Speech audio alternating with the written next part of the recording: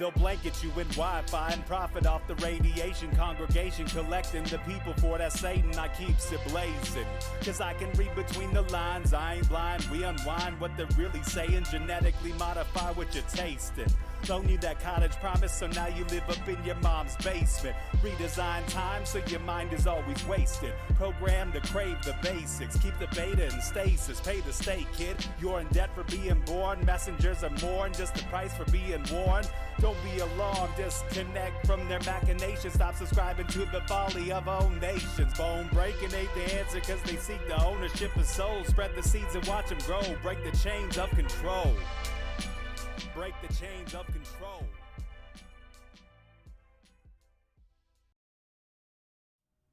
So we, eternal balance of all that is good, true, and beautiful friends, welcome to your Tuesday, full moon Tuesday edition of Rogue Ways. We've got our full moon in Gemini if we're doing sidereal, what do they call it? Sidereal, real, the Athen-Comenti way, the way that we actually look at the sky and see what's up there and what's going on. And that is making our full moon in Gemini right now. So I think, is that right? Yeah, it's in Gemini right now. So a lot of people may be following the traditional, Western astrology and saying that it's in whatever other sign. But if we're going by the true sidereal, then it is in Gemini. So it's fitting for this episode in which we're going to talk about cults because they've been on my mind a lot lately. And there's something about cult-like behavior and being attracted to the cults that lends itself to a sort of, and I say this with a lot of, just as Dr. Burke said, I say this very liberally, just like how they're counting COVID deaths. The schizoid sort of mentality, at the very least, the ability to sort of like split off and be, of multiple minds on one topic, or to be multiple people. I don't know. Anyway, it just connects sort of. So it's kind of interesting. The full moon energy is asking us to sort of dive into our subconscious or sometimes our shadow or our less seen side of ourselves. And then the Gemini aspect is that sort of, being two at once, being two opposing sides at one time, which is a little bit like schizoid. It's very interesting. I didn't plan it that way. It's just what happens, probably because it's the astrological energy that's around. That's probably part of what calls me to do certain topics at certain times. Or maybe it's in the mass mind or whatever. Maybe it's all of the above. But what's up, Austin Beach, in the chat? There's other people. This time the counter is telling me that our people are watching. Every once in a while, like last episode, there was who knows how many people watching, but it said 0 the entire show.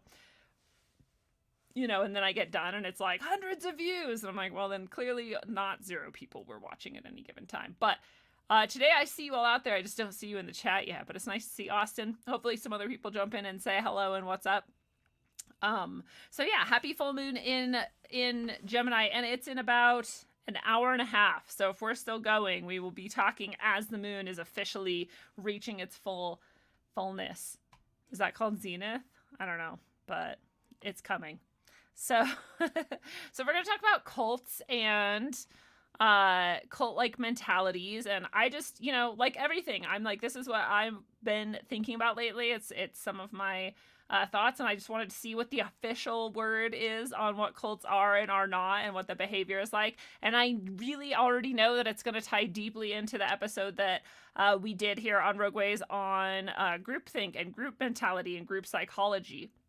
And that episode was wildly good at reminding us the ways that all of us can fall into those types of behaviors and thought patterns without necessarily recognizing it, because it is human psychology to want certain things, need certain things, not get certain things, and then look for ways to fulfill that in unhealthy ways. This is very similar. Cults and cult-like behaviors are very much tied into all of those groupthink, group psychological phenomenon and otherwise. So if you want to go back and watch that after this and refresh yourself, I'm sure that would be cool. And if you remember it, you're good. If you already understand it, you're good. But it just ties in really well.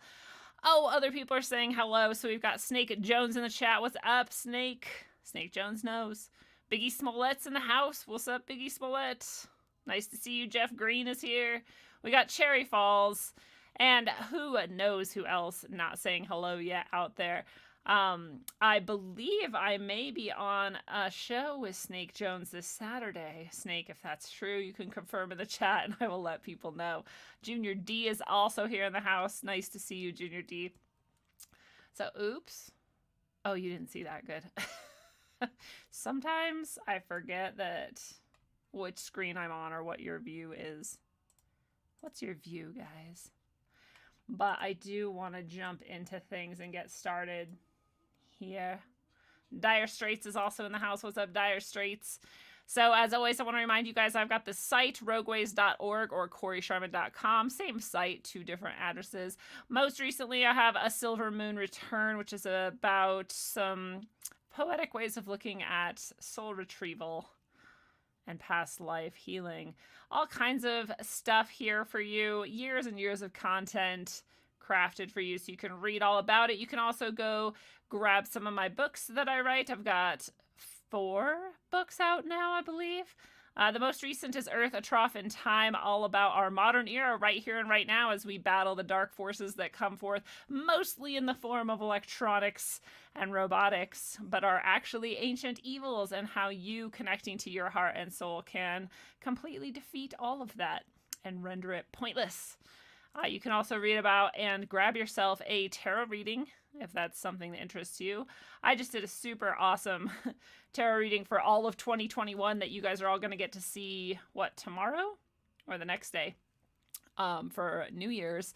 And it is pretty wild. 2021's looking pretty intense for all of us. So I'm excited to let everybody see that tarot reading. You don't have to be a member at rogue.locals.com for this one, just because I think it's important if you're interested in those types of things that you get the heads up. And if you want a tarot reading for yourself on any topic, you can grab it here. I also have so much beautiful Organite for you. I have signed copies of the book Earth, A Trough in Time and Signed Curve of Aeons. I don't have my other books for signing, but those 2 are available to get signed from me instead of from Amazon. So that's under art and writing. The tarot readings and more is under classes in tarot, and the Organite pieces, pendants, earrings, plaques, all kinds of beautiful stuff is here for you under Organite. So there's still a lot of sales going on here. Wow. I need to up those prices again. I forget that I have sales sometimes.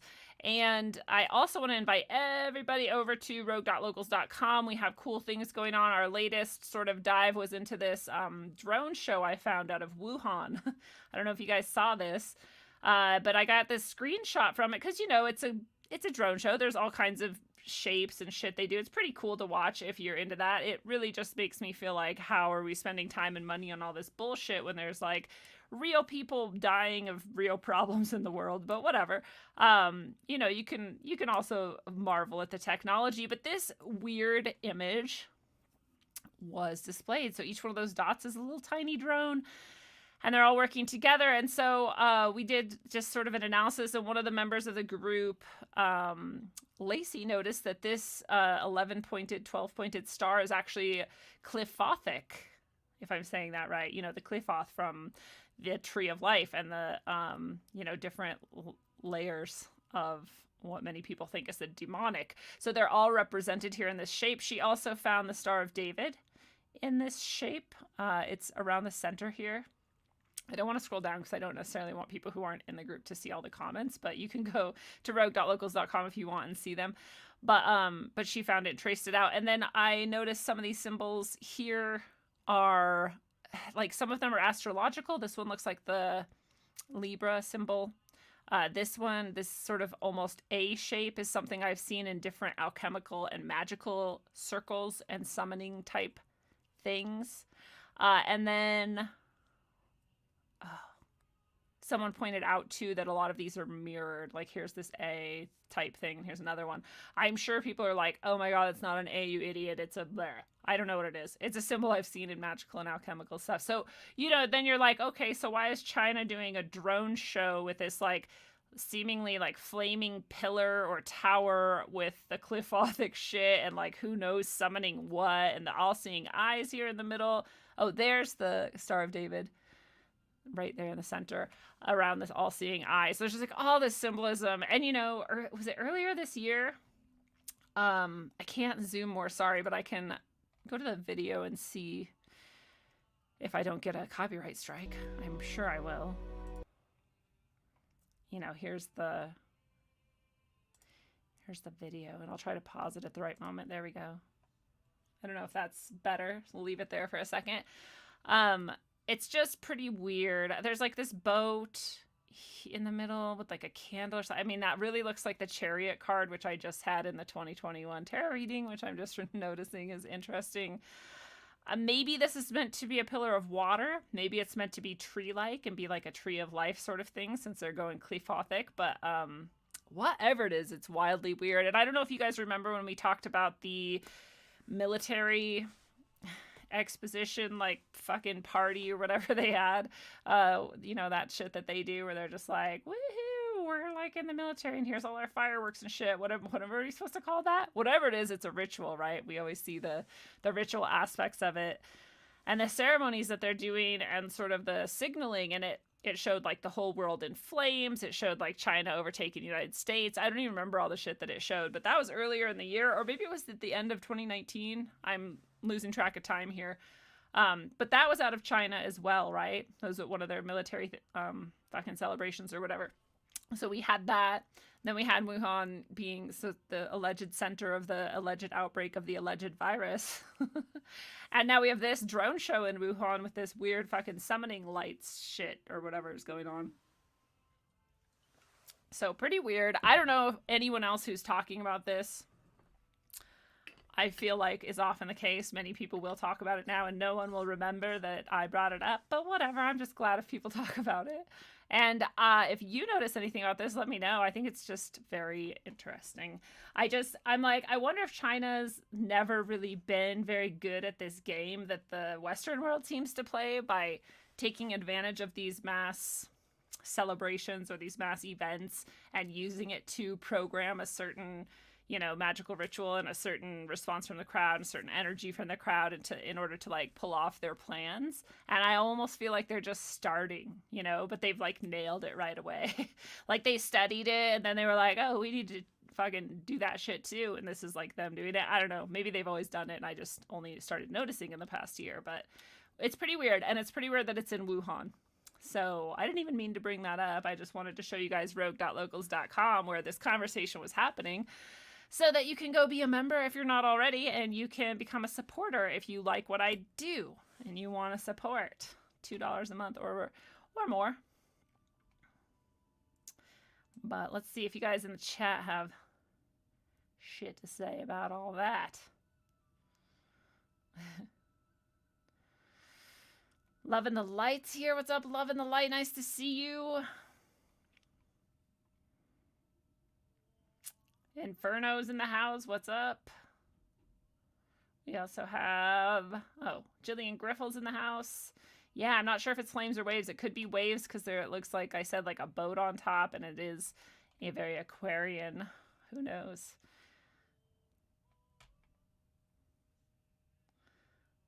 Yes, Inferno, it is definitely possible that the United States made the virus, if a virus exists at all, and dropped it off in China to make it look like it came from there. Although it's, I mean, there'd be no reason really because they all work together, right? And there's a viral fucking research place right there. So, either way. Fauci is a moron, that's true. Lemon Light says, or they just do it differently because of cultural differences. Yeah, maybe, but then why are they going all Clephothic here, right? Clephothic, alchemic, and magical all at once? Maybe it's just to be like, haha, you idiots think we're doing magic or something. You know what I mean? I don't know. But pretty weird. Wuhan's also been having like parties and, you know, like, I'm just like, dude, are they like rubbing it in or something? It's just so weird. And I'm like, if you've never been to China, China's pretty depressingly controlled.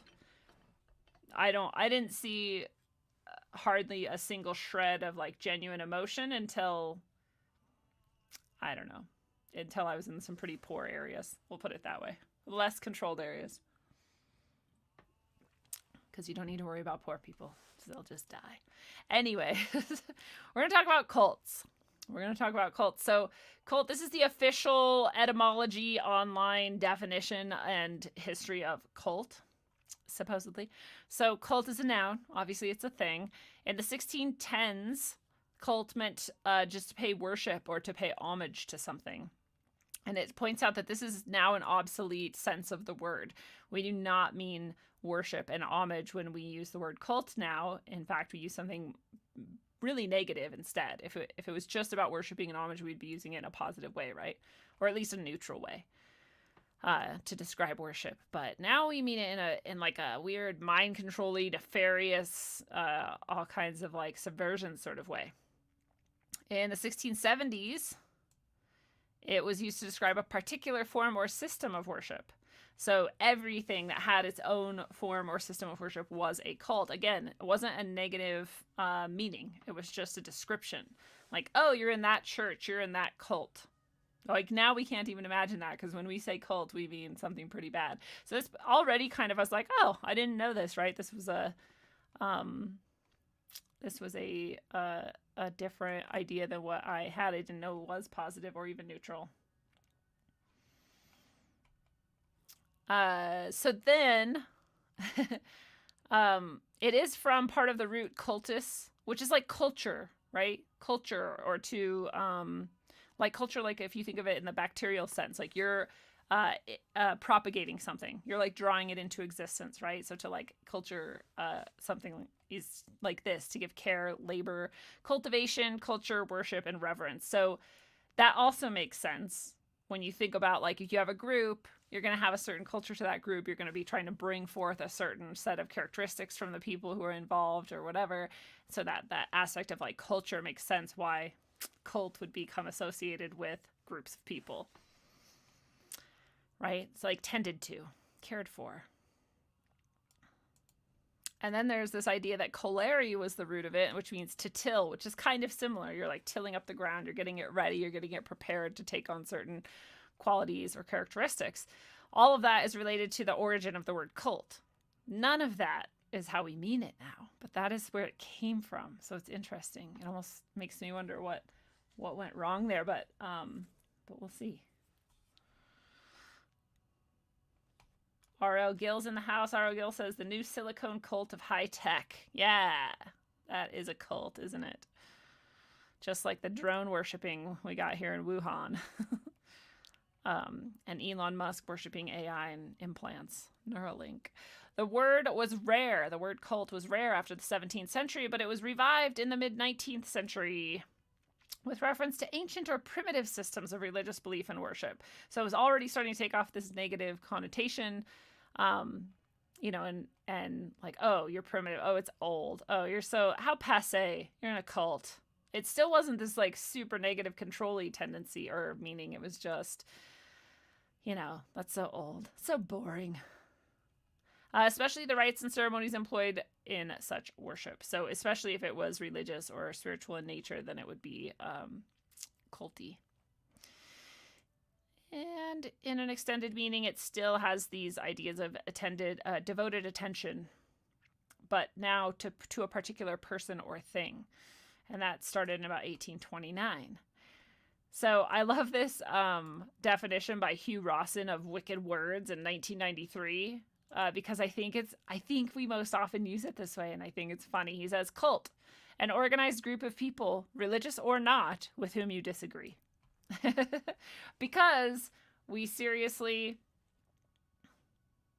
I always forget. I was like so tripped out. I looked over and I was like, why is Cherry Falls talking about Whidbey Island? I was like, oh yeah, I know who you are. And what's up, Cherry Falls? But, I'm going to read that comment in a second. But I like this because we all have the tendency to be able to look at something that we're not comfortable with, or that we're not fully down with, or that someone else is doing that we have not chosen to do, or that we don't enjoy, and call that a cult. But we won't look at our own associations, organizations, and worshipful attitudes and wonder whether or not we are part of a cult. And so I like that guy pointed that out. And then this next person is also interesting. Cult is a term which, as we value exactness, we can ill do without, seeing how completely religion has lost its original signification. So we have to use the word cult because religion no longer means what it should mean. So we can only describe that, therefore, as a cult. Interesting idea. I don't know if we have to agree with it or not. But Cherry Fall says, Whidbey Island is a cult. That's an island that we're both from. It's founded by Masons, assisted by the OES, the Order of the Eastern Star. I know that it was originally a utopian society. Like, it was founded to be a utopian society. And the town where my mother still lives is called Freeland, because it was meant to be the land of the free in this utopian world that they were setting up. And clearly something went wrong with that, because it's just as normal as every other place now. But that is interesting. I didn't know it was specifically founded by Masons or the Order of the Eastern Star. What was that about Elon? Oh, Elon Musk has become an AI apologist. He used to be warning us of the dangers of AI overtaking humanity, and now he just says, we'll just connect with them via Neuralink and be subjugated to them, and that'll be how we survive. What's up, Regan Rempel? Yes. So those are the various sort of meanings of the word cult over time. Here's the usage chart of cult, which correlates pretty well to that description we just read, right? If you look at each of the sort of timestamps they gave us, it happens to coincide with the usage of the word. All right. I can't remember. The red is not case sensitive and the green is, or something, and not that it really matters too much with this word, but I don't know. Anyway, that's the chart. So basically you see some surges, and for some reason like 1580 or so, and then again in 1927 and all throughout the modern world since then, with little tiny spikes, before then, but not a lot. It dropped out for a couple hundred years there. It's interesting. Here's the, classic Google etymology and definition. So the definition that Google gives it is a system of religious veneration and devotion directed toward a particular figure or object. That's a bit more specific. It's probably a bit closer to what we would find in the dictionary, because Google's pretty good at that. But they're specifically now narrowing it down to, like, you have to be worshiping, or at least in religious veneration or something similar. It has to be systemic, and it has to be towards a particular figure or object. That's all pretty specific. So you can't necessarily apply it then, not in the literal definition and sense, to something like your workplace, which I would argue is just as cult-like as any other organization. Most others, I should say, because this is where this all stemmed from. The other night when we were talking, I said almost everything is like a cult. Almost everything has qualities of a cult. So I wanted to see if I was right or not. And that's what this all came from. But they go on to say a relatively small group, and this is usually, so this first definition is going to be the denotative, or like the dictionary definition, and this next one is going to be like the connotative, or the sort of intended or used definition, the sort of feeling of it rather than the exact definition. So the way it's used more, or the way people feel about it more than like what the official word is. And that connotative definition is a relatively small group of people having religious beliefs or practices regarded by others as strange or sinister. And that is how most of us use it, right? We're like, oh, that group of people who are all like internally cohesive and seem weird to me and that I don't really like, well, they're a cult. And that's what we tend to say. Similarly, we talk about sects or denominations. It is a misplaced or excessive admiration for a particular person or thing. Again, that's our judgment. That's our sort of connotation in there. We think it's misplaced. We think it's excessive. And blah, blah, blah. And then this term we've all probably used, like, oh, it's a cult classic, or it's a cult film. And that's to mean that it's a person or a thing that's popular or fashionable, but mostly amongst a particular subsection of society. So those are all some other ways of looking at it. And I like these charts a lot because it goes back to the root of the word and where it came from. However, you'll notice that the root is a little bit different. They go back to colere. They don't give the meaning of that word. So we're going to get to that in a second. Actually, let's just jump to it. This is choleri, that root, and it's about anger, rage, and wrath. I was like, how the fuck did they jump in etymology from anger, rage, and wrath to cult, meaning inhabited, cultivated, or worshipped? I was like, the only thing I can, like, it's all religious in my head, right? So I'm like, well, I guess God was thought of as like angry and wrathful and raged, and especially, in the Old Testament-y sort of way. And so maybe that led to this worshipped idea of cult being inhabited, cultivated, and worshipped. Again, I don't know how this root jumped to that root. And then I was like, when I saw inhabited, I was like, wait, so did that angry, rageful, wrathful, like, spirit inhabit something and, like, made it cult? Like, I don't know. I'm always trying to figure out how words came about and how they changed over time and why. But this one had, not so much mystery except for that little bit, the choleri there. But anyways, cult, just like cultured, just like we talked about, to culture something, to cultivate it, is the root of the word cult now. You're cultivating and culturing that inner, what's that word? Homogeny and, like, insular nature. But then I was like, well, what does this have to do with occult, right? The occult, it's the same roots, but it's not. They actually have a different root at the beginning here, and it's solare. So why solare there and choleri there? They're very similar, and I'm probably mispronouncing them as well. But why different and then ending up in the similar? Do you know what I mean?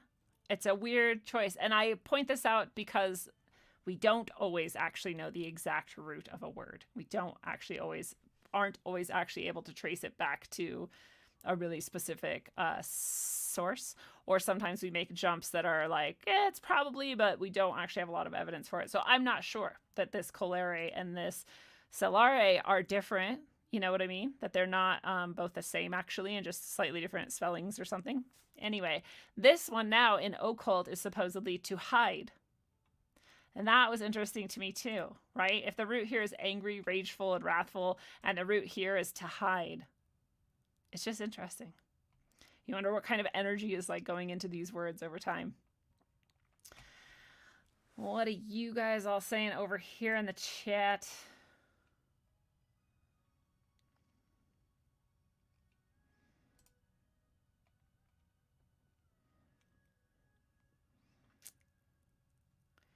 Elon knows our time is short, says Inferno.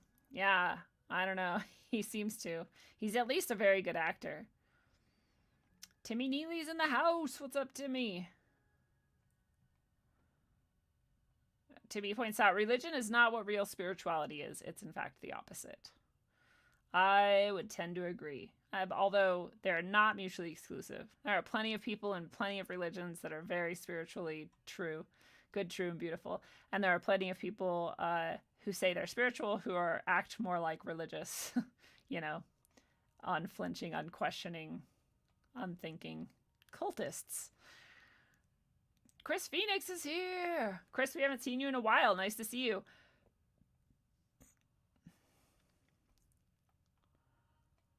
Oh, Snake Jones says, I'm not going to be on this Saturday. Some other day I will be on Weaving Spiders, which is their podcast. So sometime, look for us in 2021. Go check out their podcast now and say, what's up? Show the love.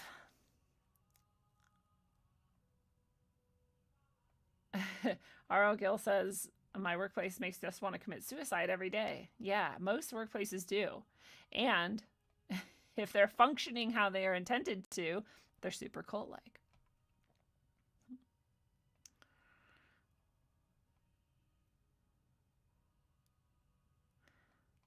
Inferno asks, so what is a cult that doesn't care or operate in a religious way? Well, yeah, that's actually the whole point that we're going to get to, is that being cult-like no longer has to do with spirituality or religion at all. It actually has to do with a sort of group behavior, right? An inculcation of certain specific phenomena and characteristics that you want to see in your group. Kelly Crawford's in the house from Ventura, California. What's up? Yeah, loving the light. You're feeling me. They're leaving something out in the evolution, or they're connecting it to something that isn't really like the truth, or like or like we can kind of see something in there, right? That rage, anger thing, and then this hiding, the hiding root, both of those together, I'm like, that, it like feels like, the, if we could attribute almost like a spirit or an energy to each sort of word and like, like energy, do you know what I mean? Like concept that travels throughout time and develops. I feel like it's kind of like an egregore. It's kind of like a tulpa. And that these are the energies that are involved in cult. That's what I'm trying to get to, right? The hiding, anger, and wrath is actually this like really like subconscious urging that's like twisting out into the form of a cult. I don't know. We'll see. We'll see if there anything else comes together about that. But that's how I'm kind of feeling right now. You get it. You feel me. Yes, occult does mean hidden. And so it does make sense that calare or solare would be, the root of that. I just find it interesting that colere, which is super similar, is somehow a different meaning, and it means rage, anger, and wrath, right? That we see here. This is on the Wiktionary etymology of, well, it's just the word colere. There's no etymology at all, actually. I thought it was interesting, too, that cholera is connected to that anger, rage, and wrath. I remember learning something about that at some time. So that's occult and cult and their etymologies and how they're slightly different, even though they end up in the same sort of word and meaning, which is interesting. But check this out, too. Once we go from to hide, we go to oculare, which is conceal, which is weird because our ocular is our eyes, which is the opposite of concealing, right? It's actually revealing. So I find that interesting as well. I'd like to dive into that one, too, maybe on a different show. I also want to do one on doves.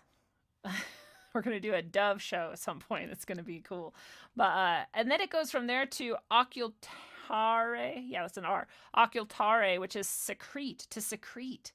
And then down here under it, it's like an alternate root or version of the root. And so occult back at this point meant covered over, which is what secrete means. You secrete something, comes out, it covers over what it came out of. So then I'm like, oh, cool. It's not just hidden. It's like secreted and covered over the underlying thing, right? Which again goes back in my brain and in the way that I hope I'm explaining well, how it could be like this subconscious, angry, wrathful sort of urging or spirit that's like being shaped into this this concept and this egregore of the cult. It's interesting. Hank, thank you so much. I love it. It's very nice of you. Hank has just super chatted and says, I can't watch live, but I need you to help me kill my mundane workday. You're the best. Thank you, Hank. I love to help you kill your mundane workday. That's absolutely makes me so joyful to be able to do that. Thank you for sharing. Tamara's in the house. Cult is the root of culture as well. Everything is a cult. Exactly. That is exactly my point in this whole show. Truth is alchemy. Nails it. Everything is absolutely a cult. Gregory May's here. What's up, Gregory May? Yes, like a scab. Tamara, like a wound. Okay, you get it. You feeling me? Yes, exactly like that. Like something happened to the mass psyche at some reason. It caused this anger, this rage, and this wrath. And instead of dealing with it, something was like secreted to cover over it and hide it. And we act this out in our physical world in the form of cult behavior. You totally get it. Thank you for getting it. I was like, I don't even know if I'm going to be able to explain the things happening in my head, but you're helping me do it. So then I go to, Wikipedia. Again, as always, I'm not in any way saying that any of these sources are somehow good or true or beautiful. I'm just saying this is what we have to work with. This is what the mass mind believes, right? This is what we've produced. So it's interesting to look at our own psychology. So in modern English, a cult is a social group. So here's another. This is like our 7th definition now. A social group that is defined by its unusual religious, spiritual, or philosophical beliefs, or by its common interest in a particular personality, object, or goal. So when you go with that definition, this is what I'm saying. Literally any group you're part of could be a cult and is a cult. So we're going to get to the point where we can say like, okay, we can be associated with groups of people without joining into them, with our identity being involved with that. we don't want to identify with this group, and therefore we can keep ourselves safe from the cult-like tendencies that will get us, associated with that hidden anger, wrath, subconscious thing that we don't want any part of. This sense of the term is controversial, so not everyone obviously agrees. Nobody agrees on any definition, though they're all controversial, so we don't even really need to say that, but it is contention. It does point out that the word cult is usually pejorative, that, meaning that we say it as a criticism.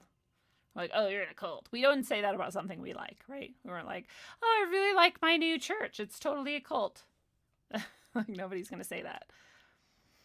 Blah, blah, blah. It definitely used to mean excessive devotion. This is what I'm saying. If we used it consistently, we would be describing like half of our coworkers as cult-like, right? People who like will not leave work and seem to just like love it, like actually, and you're like, why? Even if I love what I'm actually doing, like when I was teaching, I loved what I was doing. I still didn't want to be at work or like spend more time there than I had to. And I never understood why. People did, but people do. They have excessive devotion. It definitely was applied to new sort of sects and new religious movements, especially breaking off from mainstream Christianity. And that probably had a large role to play in why it became a negative connotation, because just like the CIA made up conspiracy theory in order to discredit people, you start using certain terms to discredit certain groups, and then they become like slurs eventually. And we see how that changes language over time, over and over again. So I'm imagined with the power of the church that's part of why cult came to take on such a negative connotation. Although it's not a bad thing, right? Because if we're really able to, again, break down that groupthink aspect of shit and stay out of groupthink, then that's a good thing. Whether we are spiritual, religious, philosophical, or otherwise. Anyway, there's all kinds of stuff in here we could look at. I didn't really want to do a show on various different cults, although this mentions many cults, and I'm going to guess ahead of time that they are only mentioning cults that sort of serve the mainstream agenda to call out, and not the ones that being a part of is looked at as positive by the mainstream agenda, but who knows? I could be wrong. I've been wrong before. All kinds of cults. There's all kinds of cults.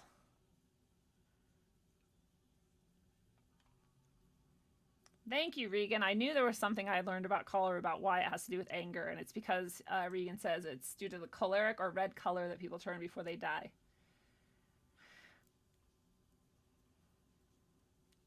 Mahadharmapala's in the house.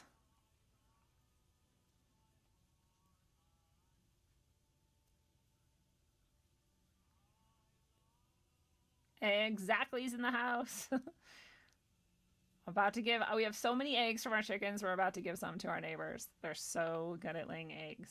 I will not stop talking about how proud I am of my chickens, because I am a weirdo. Voters are in a cult. I agree with you, Gregory. Most voters, let's say. Let's always qualify things, because not all, right? But most voters are in a cult and they don't even know it. They're like, team red or team blue. We don't even care what that means. We're just going to be like die hard, just like devoted to this without question, which is one of the aspects of cult behavior that we want to get to.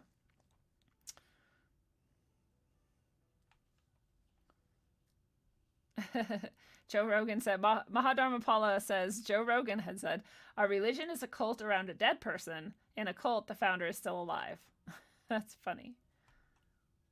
It seems true. That's basically the only difference. Kelly Crawford says, Jordan Maxwell says Christianity is really sun worship.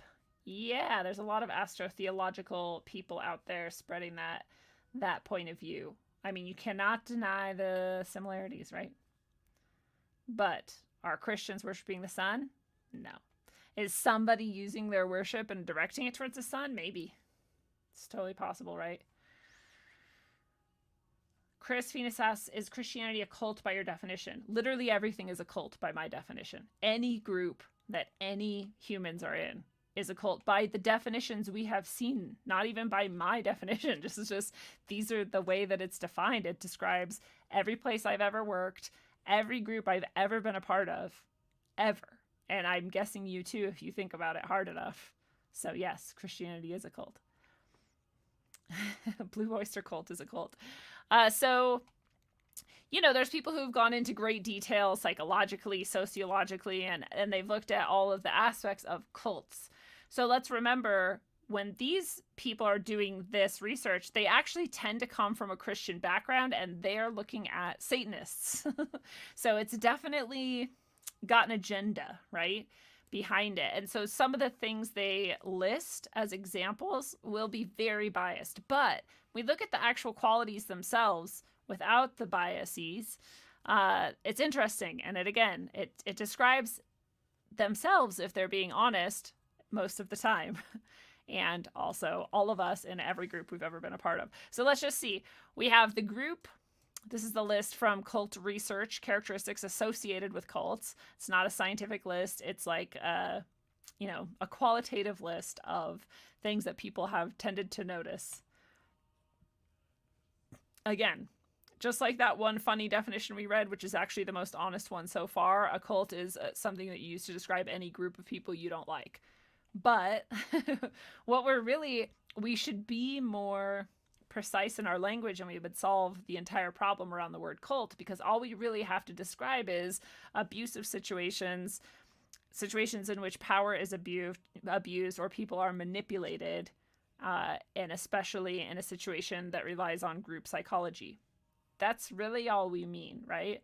When we mean cult, what we mean by cult, the connotative definition, what we mean is usually a group of people who's behaving in a psychologically sick way that's harmful to the people involved, and that preys on their weak psychology and their weak emotional lack of wellness, right? That's what we mean when we say cult. So when we are saying that, ignoring all the definitions we just read, these are the things that are true.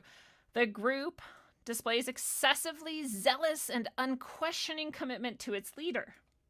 So again, I want to point out, pretty much everywhere I've ever worked, people are like this, right? There's always the people who end up being my friends who are like, whatever, this motherfucker, who gives a shit, like, but then there's all these other people who are like, oh my God, like Chef David is such an amazing person. His food is so great. He could never do anything wrong. And like, you're like, really? I mean, he's just a dude, right?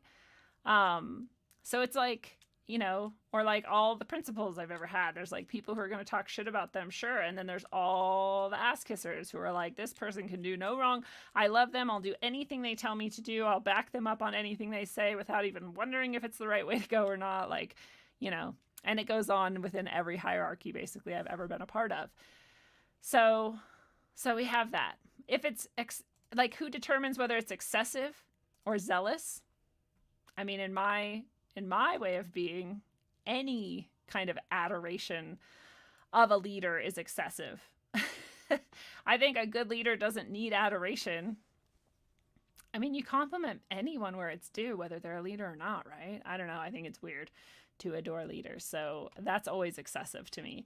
Zealous, maybe zealous is like the word it's still going to be subjective, but maybe that's the one that pushes it over the line. Like, how many people are actually zealous about it? Not a lot of people are zealous about workplace types of things, or, or whatever. I'm trying to think of any other group. I don't know why work is the only thing coming to mind. Well, our group here, right? Our community here, we could also look at this.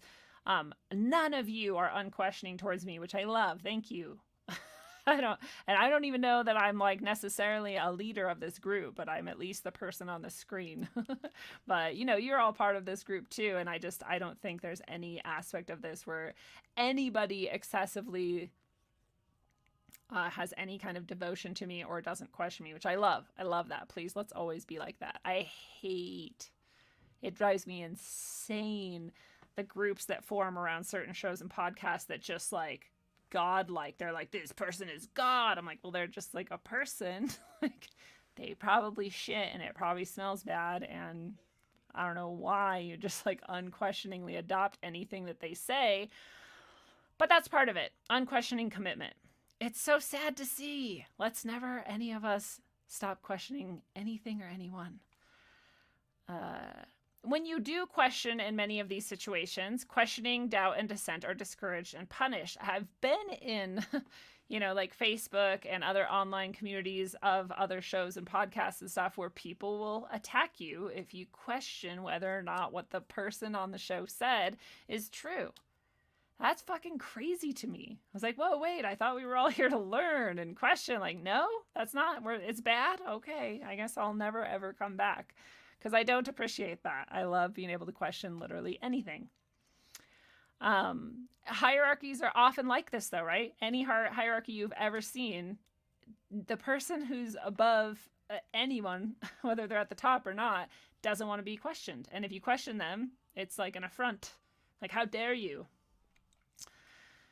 And that always has bothered me about hierarchies. I have come to the place in my life where I recognize and even honor some aspects of hierarchy which I think are necessary. For example, often our elders are going to have more knowledge and experience than us, so it's good to acknowledge that they are, beyond you in that way, and like accept and maybe even seek out that knowledge and wisdom that they might have.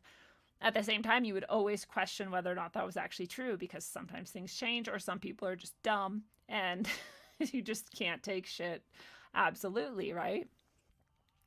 So anyway, there's good things about hierarchies. There's good things about having leaders. There's good things about, like certain teachers and stuff like these are good things. There's people you look up to because they have certain perspectives and things. You should always be able to question them. And if you can't, or you're punished for it, that's one of these negative aspects that we are identifying to remind ourselves that we hope to never, ever be like that. We hope to not do it ourselves, and we hope to not be the recipient of it.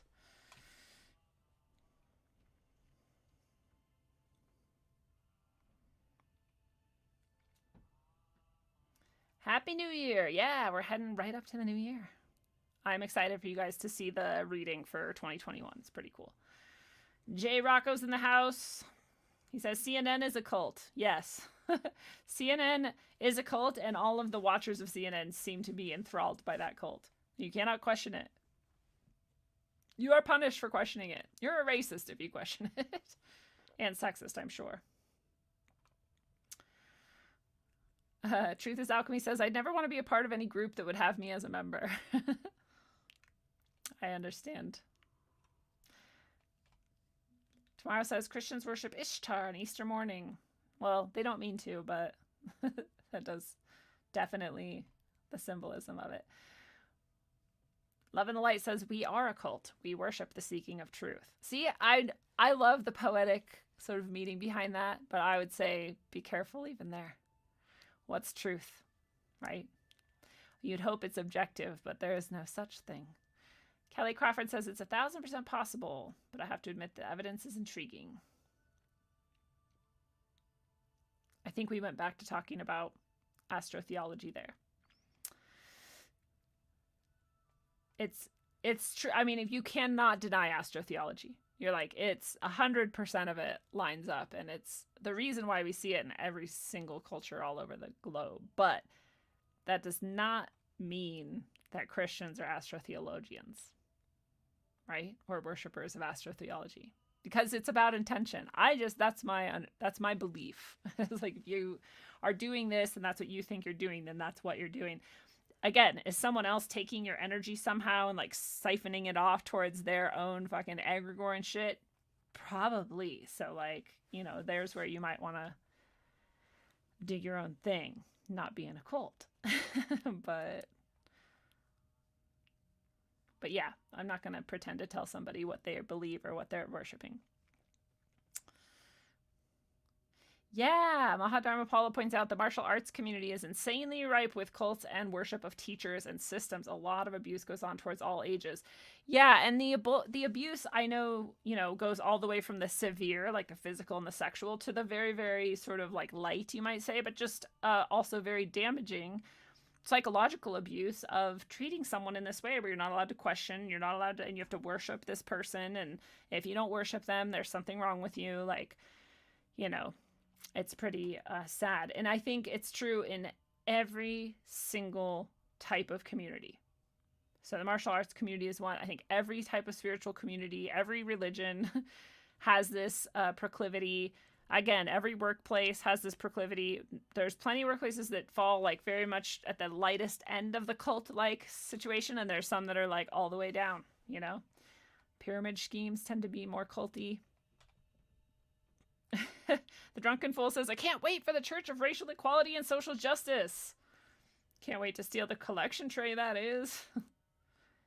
For real. It's already here. We're in the cult of racial equity for sure.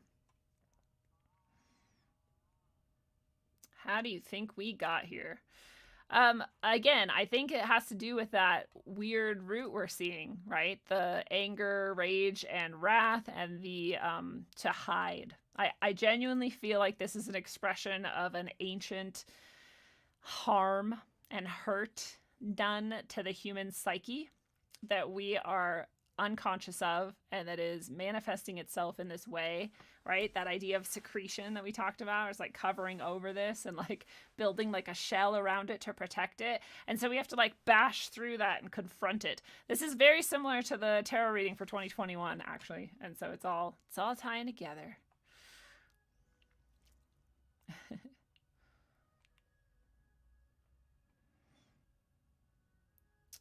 Yeah, the Drunken Fool points out in a cult, members have rights A, B, and C, but the leaders get rights D, E, and F. It's true. It's sad and sick.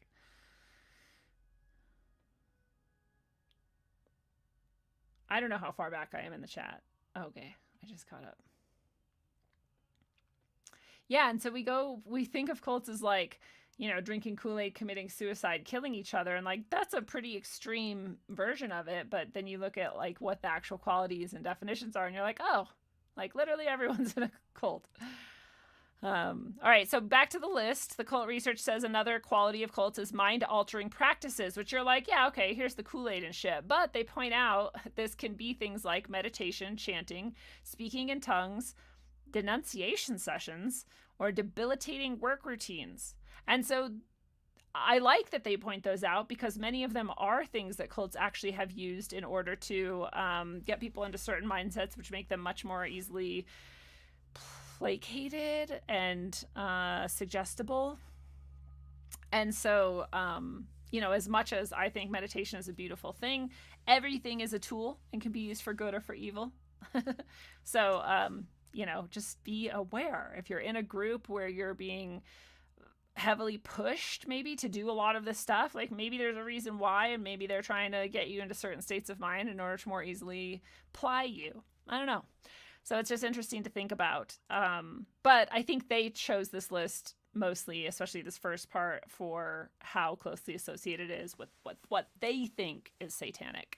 But I'm glad they mentioned work routines because that we know is true in, what's the one? Scientology. I'll probably get shut down now, but they work people like to the bone to keep them from thinking, which I'll point out it's also used in the cult of society in general, right? Like we're all enslaved here, if you didn't notice. And part of the way that we keep enslaved and keep worshiping government is because we work our fucking asses off until we die and we just don't have time to question, think, or plan our escape, right?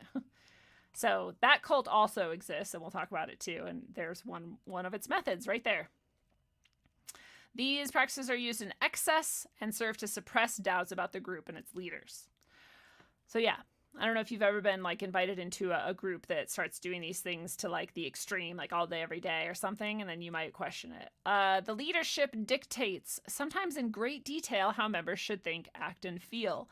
This is often, I will point out, done in a very subtle way. So the leadership dictates how you should act, think, and feel, but it's not always like a list of rules. It's not always even said out loud. You are just shamed and pushed and coerced into acting certain ways, and if you don't, you're shunned, or you're kicked out, or you're not allowed, or you're punished. So think about that too, right? Like, what are the ways in which we are coerced to behave in certain ways? We're definitely coerced to behave in certain ways in our society. We can see as a group, as a whole, which again, I'm arguing is also a very large cult. And we can see that in like how we are called, what are we called if we don't wear masks? Cesspits or something. petri dishes. I don't even remember because I care so little, which is one of the ways you get out of the cult. You just don't give a shit about them. But, you know, that, or like we're called racist if we're not watching CNN or whatever. You know what I mean? Like all the stupid little like ways that we're coerced, those are all cult-like behaviors as well. They're control methods to force us to behave in a certain way to get our membership. And then sometimes it's very, very obvious, right? They're like, you cannot wear red on Sundays and you have to eat fish on 7 o'clock on Tuesdays, or like, okay. So if you've got a lot of rules and not allowed to be yourself, you may wonder if you're in a cult. The group is elitist, claiming a special, exalted status for itself, its leaders, and its members. I will also point out, again, in this one, how this can be very subtle and not proclaimed. In fact, the opposite can be proclaimed many times, where the people in the group will say, we're so humble, we practice humility, it's not us, it's like the leader, it's the God, or it's whatever, it's not us. And at the same time, it's very clear that they see themselves as separate than and better than everyone who's not doing what they're doing, right? So it can be very subtle like that. And I won't deny that I often feel that way about, you know, the truth and alternative community. I'm like, well, we at least think. We're not always right. We often like dive off into craziness and don't come back or whatever. But at least we're thinking and questioning. And I'm like, we're like, you know, smarter or whatever. And so like, that's a shortcoming of mine that I should always be aware of and try to be aware of so I can check, because again, it doesn't matter how I label people. And if I start labeling them and judging them, then I'm behaving in this controlling, contrived way, which is not appropriate. But especially if they have a leader that is exalted and a special status, then that's always a pretty good sign too. But again, every hierarchy I've been a part of has that, right? Like, why is the principal so special? Did the principal do something amazing? Not usually. Do they have more schooling even than the other people in this fucking... I'm just talking about schools because I worked there for so long. No, not usually. They have the same exact amount of school.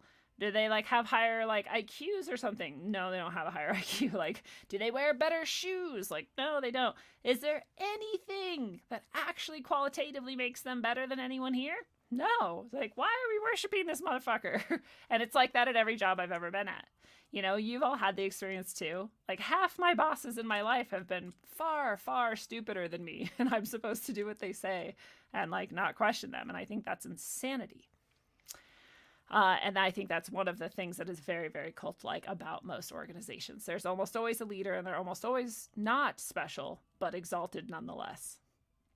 Right? Well, that's how my experience has gone so far. Culture is a cult. Faux show. The cult of personality. We're going to talk about that too. I like this. The Drunken Fool says, I know your anger. I know your dreams. I've been everything you want to be. I'm the cult of personality. That's got to be a line to something. It's very sing-songy. We're bacteria zoos. Yeah. I'm like, okay, way to just like make the in-group and the out-group so obvious. Yeah, cult. Silence equals violence. Yeah, good one, Bill Hunt. The only rule in Snake Jones's cult is no pants allowed. Like, that's a high stakes cult. Kelly Crawford points out this really good point. If someone needs to say I'm a humble person, I automatically think the opposite. And I have the exact same response when people are like, you have a big ego. I'm like, I mean, maybe. I'm open to the idea. But I think if you're saying that, you're actually trying to control me by shutting down my pretty independent and strong personality. Right? It's like neither really needs to be said. I think it's, anyway, I totally agree with you. If you're saying you're humility, if you're saying you're humble, you're probably not.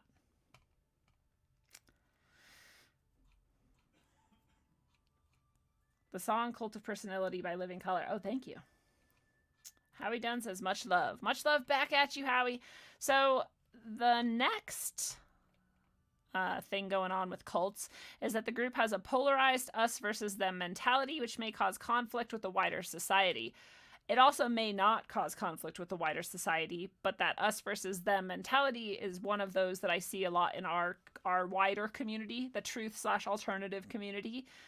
There's a lot of that is intentionally, I think, fomented. Maybe it's not that intentional. Maybe it's just like, again, this aspect of human psychology that tends to be pretty common.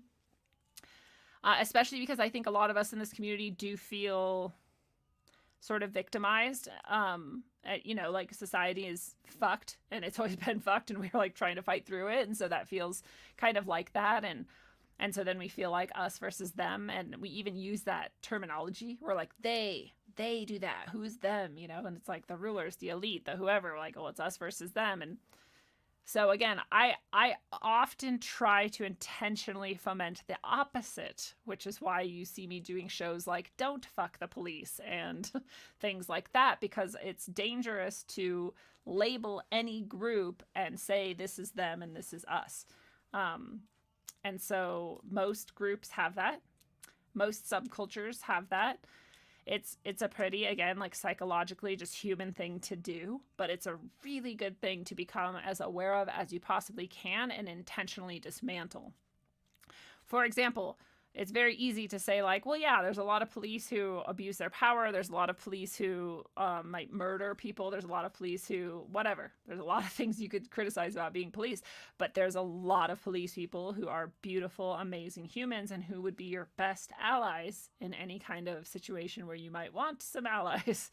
And so, and even if you didn't need to look at it that sort of self-servingly, you could just acknowledge like not everyone in any group is all of a certain flavor or nature. So it's just good to remember, even in the like elite class of people, I always try to keep it in my mind that there could be somebody in there who's technically in that group, but isn't actually evil, right? Or isn't actually trying to control everybody on the planet. You know what I mean? It's just good to keep in your mind. You just don't really want to get black and white with things ever. It's a pretty good rule to keep everything in the gray and just acknowledge that like, yeah, it seems like this and it could be otherwise, right? That's how I try to go with it. So extreme polarization and us versus them mentality is always a bit dangerous, and it's never true. It's just never true. It can tend to be, it can have a lot of truth to it, but it's not true.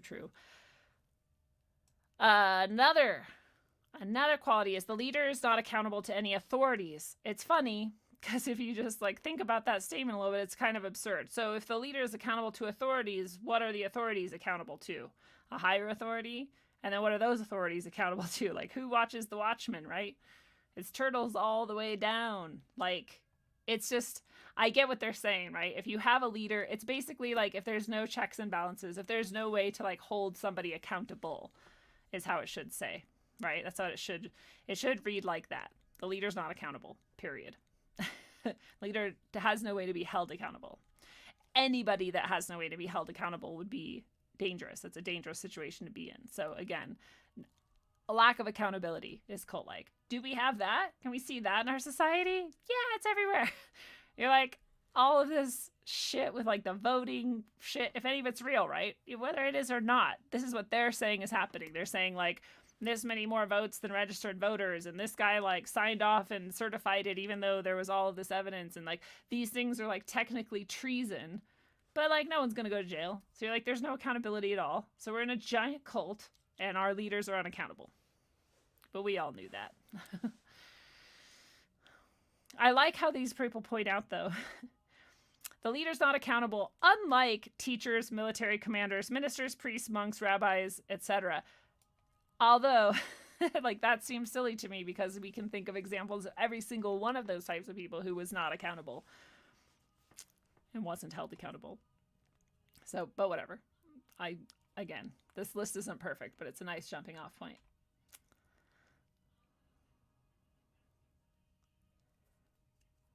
Trumpers and anti-Trumpers are both in a cult, the drunken fool points out. Very true.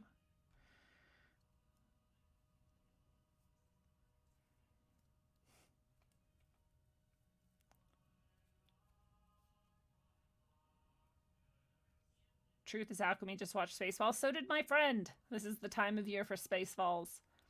Not that you're not my friend. It's rabbits all the way down. Yes, rules for thee and not for me is what we're seeing a lot of lately with all the COVID shit. None of the governors have to wear masks. They get to travel. They can do whatever they want. They can eat out in restaurants, but none of the slaves can. Definitely a cult. All right, the next characteristic is that the group teaches or implies that its supposedly exalted ends justify whatever means it deems necessary. I see this most with government and military. I see this very little with anything else. Actually, I will amend that. I'm pretty sure nearly 100% of teachers also use this. They're like, it's not really fair that I'm doing this, but it's going to get the kids to do blank, so I'm just going to do it. So maybe it's more places than I think.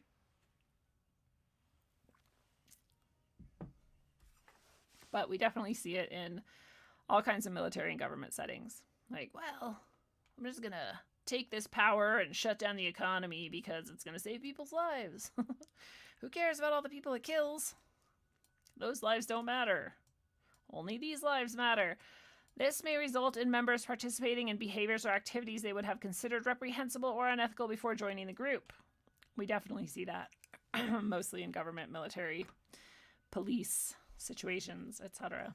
You have to have a pretty good, strong heart to get through a lot of those institutions unscathed. The leadership induces feelings of shame and or guilt in order to influence and control members. Also, very common. We see this in abusive relationships. We could actually have read this list as the list of like an abusive boyfriend too, which is funny because a lot of people are like, you know, the government is basically our abusive boyfriend we can't break up with.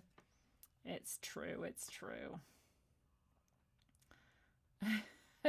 Saturday Night Live is a fucking cult. It is. It is. Regan points out the fact that we sheeple shame is also evidence and institutes, or I don't know what you meant, but evidence of our idea of our self-superiority. It's true. I often, when I'm saying normies or sheeple, I'm like, stop doing that. Like, there's just people too. It's not like it's their fault even, right? When you've gotten to this point where you've peeled off this many layers of the control situation, of the control system, it's like hard to blame anybody for remaining inside of it.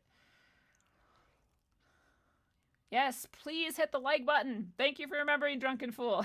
Like, subscribe, share. People don't realize how much I would love it if you shared all of this. I literally have people like write to me to ask me if they can share. I'm like, please share. You never have to ask. I do this publicly for a reason. Attitudes of superiority. Yeah, we do have attitudes of superiority when we're calling people sheeple. Howie, did I see the video? I think I did. I didn't watch the video though, but I want to watch it. It looked pretty good. I'm pretty sure it's probably rad. Rocky Horror Picture Show is not only a cult classic, it's a cult. All right. So often these influencing feelings of shame and guilt in order to influence and control people is done through subtle forms of persuasion. And we were talking about that earlier. A lot of the methods of control might be a lot more subtle than we would imagine. You know, I don't know. I'm trying to think of a good example. Oh, I don't know. I won't bring that one up. But I recently was invited to be a part of something, and I started it, and I was like, oh, this is like really, really basic for me. I'm sure it's not for a lot of people, but I'm just like, this is stuff that I literally like do on my show. Like I share with all of you, and I teach, in other ways. And so I definitely don't like need to learn it. And the people who were offering it to me were like, oh no, you obviously just don't understand it then. And I'm like, well, no, I'm saying I understand it so well that I teach it.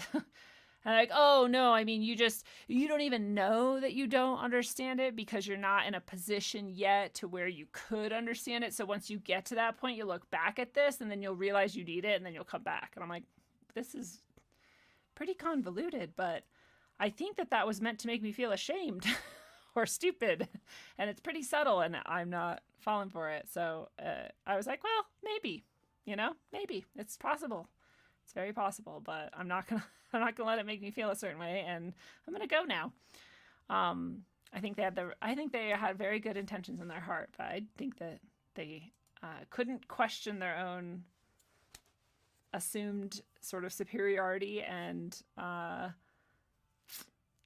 tenets of their belief systems. And so if you can't question yourself, then you're probably not gonna like see a lot of shit. You're probably gonna miss a lot. Like, you have to. If we could like wrap this whole show up in one sentence, it would be question yourself. Question everything you think and do, because that's how you get through shit like this. And question everybody else too. But you and I are very good at that, so we already got that part down. We're not going to very easily fall into a cult, at least. Anyway, the next piece of a cult is that subservience to the leader or group requires members to cut ties with family and friends. So this, again, it can be very subtle, because the word requires is the part that's where I'm like, we should change that word, right? It should be something like subservience to or inclusion in the group results in cutting ties with family and friends. How about that? Because sometimes it's required. You're like, what is it? Is it Jehovah's Witness? I think it's Jehovah's Witness, where you literally can't eat food with people who aren't also Jehovah's Witnesses. So my friend, yeah, it's Jehovah's Witnesses. So my friend's parents became Jehovah's Witnesses, and he and his family, the other kids in the family, didn't, because they were already teenagers, and we're like, I'm not doing that fucking weird shit. I think teenagers are really good at not falling into shit like this usually, but they resisted it, and so their parents no longer could eat with their own children. And I was like, how is that okay? But this is how you get people very deeply identified with the group, the cult, instead of with their natural associations. Both can be abusive and wrong, and both can be good in various ways, but like forcing it or trying to encourage it so that you can more easily control somebody is pretty fucked up. So that's one example of that. But one where it's not required, but it just is the result, is what we're seeing right now, right? Our cult of society right now is saying like, well, you can't be friends with somebody who likes Trump. You can't even talk to them. You cannot, even if they're your family, you need to not talk to people who like Trump, right? You've all seen this or heard people talking about this, right? Or for the mask. You're not wearing a mask? I'm not even going to be around you. I won't even talk to you because I'm so disgusted that you would put people's lives at danger by not wearing a mask. You're like, well, that's pretty fucked up. Like, actually, what's wrong with you? Like, I'm not fucking saying that I won't talk to you because you wear a mask. Like, why would you do that in reverse? Like, it doesn't make sense. But this is how you get people's completely dominated and control them, is you get them to cut their own ties with their family and their friends willingly. But it wasn't required, right? But it was just a result of this process of inculcating this type of fucked up psychology and cult-like behavior in people, is they chose to cut their own ties off with their families and friends. So yes, COVID maskers are definitely a cult. The people who are gung-ho about the vaccine are doing the exact same thing. They're like, I'm not even going to be around people who don't take it. Like, well, you are, but you won't know it. And then you'll cut off some relationships knowingly because you're an asshole. Like, you don't actually care about people. You're so scared that you forgot how to care. Yeah. And again, you look at it the other way around. How many of us are like, I'm not even going to be around people with masks. I won't even talk to people who take the vaccine. Most of us aren't.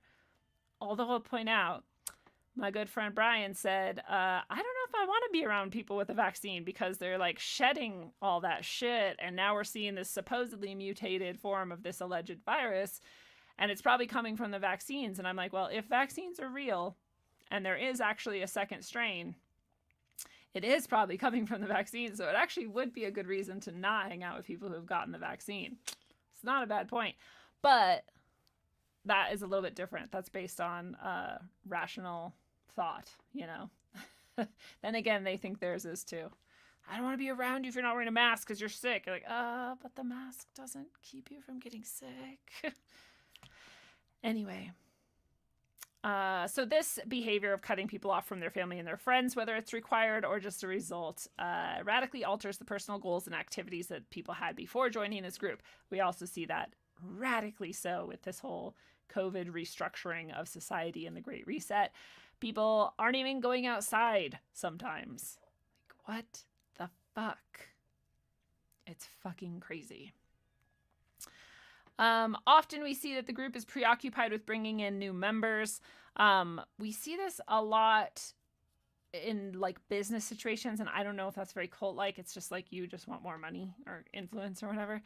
But you might be able to count that if you wanted to. But we also just see it with like any sort of new trend or fad as well. And so I just think about how cult-like that can be, you know, like what's a good example? Fanny packs, you know, like did you really need to tie it around your waist, or was like pockets maybe were okay? But everyone like had to do it, and you have to like share it. Like, oh my God, have you seen fanny packs? Like, you have to get one. Get it in the color red. Red is so cool right now. I don't know. Is it cult-like or not? It's like similar. It's very similar. Things spread, but we get excited about things. We want to share them with people. So it's just this one is a little bit harder to identify and define. There's nothing inherently negative about trying to share things with other people. Saying that people are preoccupied with it, like I could see how that's a little bit, you know, that's a little bit much. So I guess that's where the line is drawn. Are you doing it? Or are you just preoccupied with it? Every once in a while I look over and I have 3 channels. This is live on right now, Facebook, DLive, and YouTube. And so it says 3 out of 3 to show me that all 3 are working. And then I also have 33 people watching, which I pointed out is often not true. But so it says 33 right now. Just like Illuminati.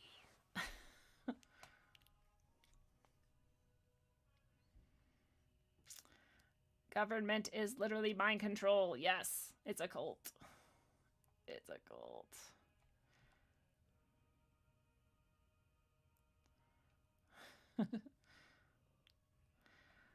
Drunken Fool says, Rogueways, how does wokeness gender recognition work in languages that are binary based on masculine and feminine forms? It doesn't. You can't do it. They're going to totally abolish Spanish. They're going to abolish all Latin languages. It's going to be hilarious.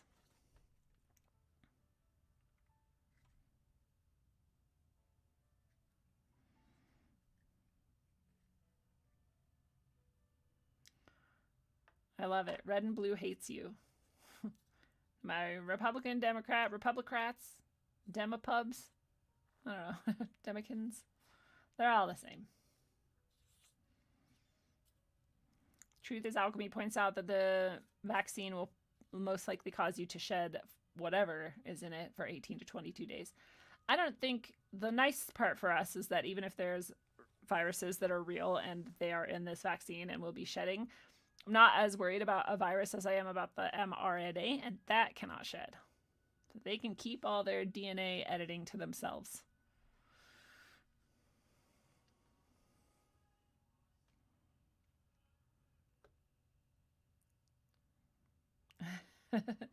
I love this. Rock Johnson points out, even sayings can become cultish. For example, I see this a lot on Facebook. When someone posts a meme or says something or whatever, someone will be like, this. Like, that's true. We have these trends, right? It's the same as my really poor example of the fanny pack. Trends and memes are just, we just like to share things, man. We like to share things and we like to follow each other. So like, that's what I'm saying. There's some of these that's like, there's a point where it becomes harmful or like a preoccupation or like an obsession or whatever. And then before that point, it's just kind of like what we do. It also says the group is preoccupied with making money. Is that a good one? I mean, I just don't think it's very true all the time. I think there's a lot of cults that aren't. So I don't know if it's a very good example, but we'll just roll right past that one. Members are expected to devote inordinate amounts of time to the group and group-related activities. This one is the one that reminded me at least of teaching. I think nursing is similar. I think there's a lot of service industries that are similar. Just a lot of like this like mentality that your job is somehow deserves your devotion, dedication, and like extra time, even though they're gonna drop you at a fucking, drop of the hat just because it fits their needs. Like, they don't give a fuck about you, but you're supposed to just like bend over backwards and like be there until like 9 p.m. and wake up at 3 a.m. to go back, or like, it's crazy. So that reminded me a lot of work. We definitely, especially this year, I think the cult membership level of the United States like jumped up a fucking whole tier, and we're in like the supercharged cult now. because we're definitely now expected to follow like every single detail of every fucking thing. I don't know if you remember, just a few years ago, still most people didn't care about politics. Now you're like, if you don't understand the intricate inner workings of every fucking election and like the electoral college and like, you know, what does or does not qualify as treason and all this shit, every single amendment, like if you don't have all that down, you are a fucking idiot. Something's wrong with you. And I'm like, wow, how did we get here? I mean, it really was like uncool to know all that for a while, and now you like have to know or you're stupid. I'm like, this is weird. It's really weird. People are just like constantly consuming this information and like testing each other on it. I'm like, what? So it takes an inordinate amount of time to be that attentive to the fucking system. And yeah, I definitely see that in every cult situation that I can look at. Members are encouraged to or required to live and or socialize only with other group members. So it's kind of similar to the one we were talking about earlier where you're supposed to cut off your family and friends because they're supposed to be replaced with other group members. And again, this one can be very subtle where it's like, well, you're not required to, you might not even be like specifically encouraged to, but you'll be, for example, invited over and over again, like come to this event, come to this event, come to this event, call me at this time, go hang out with that person, have lunch with that person. Oh, look, there's a room in this house. It's free. Go move in there. Like highly encouraged, but in ways that are kind of indirect. So I see that as well. The most loyal members, the true believers, feel there can be no life outside of the context of the group. They believe there is no other way to be and often fear reprisals to themselves or others if they leave or even consider leaving the group. This idea that there's no other way to be is the one that I see most often, because this other thing is like, again, a lot of these I think like become very subtle because so many people have learned to be like, oh wait, I don't want to like wear the exact same sneakers and jogging suit as everyone else and then like drink this Kool-Aid. You know what I mean? Like there's things that have become obvious where people are like, that's a red flag.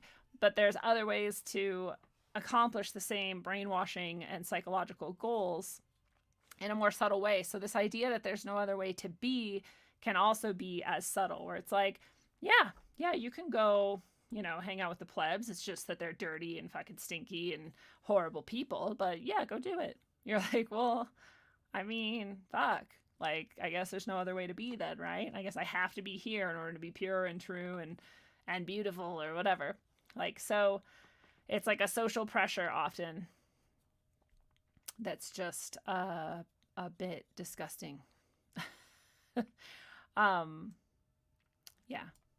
I won't go into more detail. The same people who offered me the class, I'll just say, were like, you know, I was like, well, yeah, I've learned like all of this over my whole life in great detail. And they literally said to me, nobody else teaches this. I was like, well, all of the universe teaches this. Like literally so many people, teachers, traditions, places, experiences, just like, you know, everything teaches this. It was weird, but that was the same. There's no other way to be. No one else does this. No one else is doing this. You're like, everyone's doing it. Literally everyone all the time. So yeah, this other list below it is actually just saying all the same things. So we're not going to look at this again, but I did find it interesting, this other list, again, from a very Christian perspective, and a lot of the same sorts of things, but just they're framing it in a little bit different and more concise way that's easier to sort of apply it and see it in more places. So this idea of authoritarian leadership, it's a lot more broad, but it's a lot more easy then to be like, okay, is this leader inviting me, encouraging me, and allowing me to be free? Or are they like, you have to do it this way, like this, at this time, in this way, you're not doing it good enough, oh, why aren't you doing it good enough, right? Then it's just easier to then describe. Okay, at some point it crosses the line. There's always like little bits okay here and there, like, oh, I don't know, I can deal with this much of that type of leadership, but like then it gets to this authoritarian level and I'm like, no, I'm out. You cannot control me. You can try. You're not going to be able to. So I liked that. This exclusivism is also a very good way to just like concisely describe the way the group will often say, like, you know, you're in or you're out, you're us or you're them. If you do this, this, and this, you'll stay in. If you do that, that, and that, you're not going to be as welcome anymore. You might be able to get back in, you might not. So that exclusivism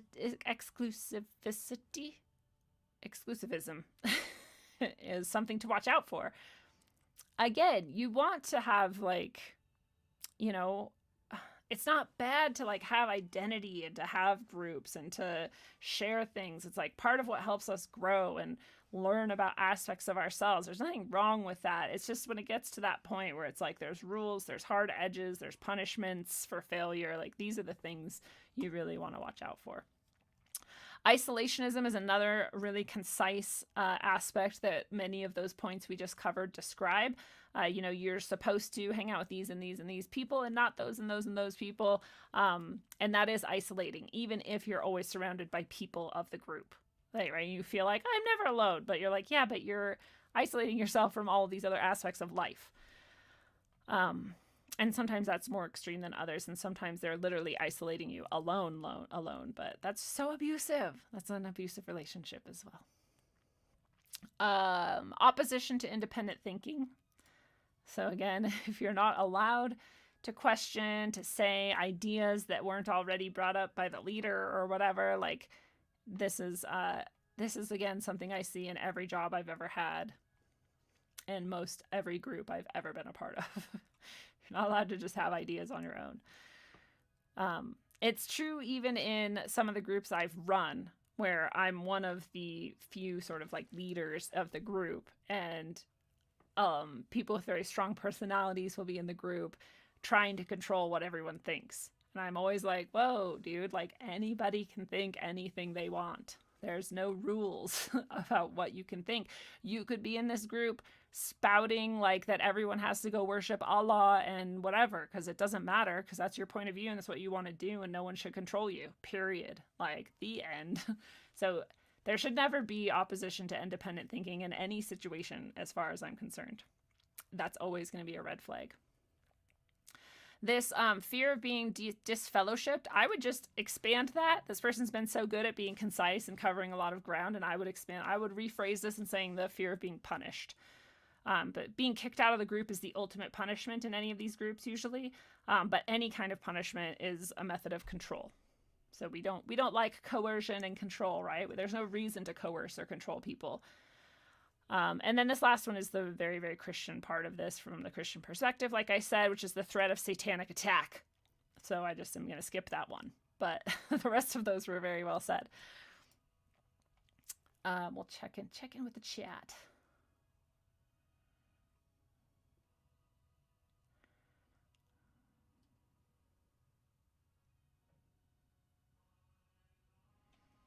Bob Ross is in the house and says, you mentioned the loss of Latin. It's not going to happen anytime soon. The entire living biome of Earth is all based on Latin roots. Yeah, it's true. Our entire scientific nomenclature is based on Latin. So it's definitely not. But you can imagine, just as they do, them compelling that in all other sort of like public, social milieus, we're not allowed to use feminine and masculine. You know what I mean? I think that's what we were getting at. They're gonna want to attack it somehow. I love that suddenly we're talking about skating in the chat. Like, yeah. That's all rad.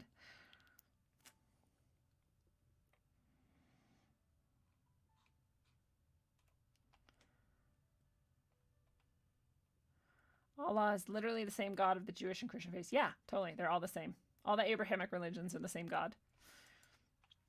Same gods, same prophets, same holy people, just like slightly different ideas about who and when and what and where. It's funny.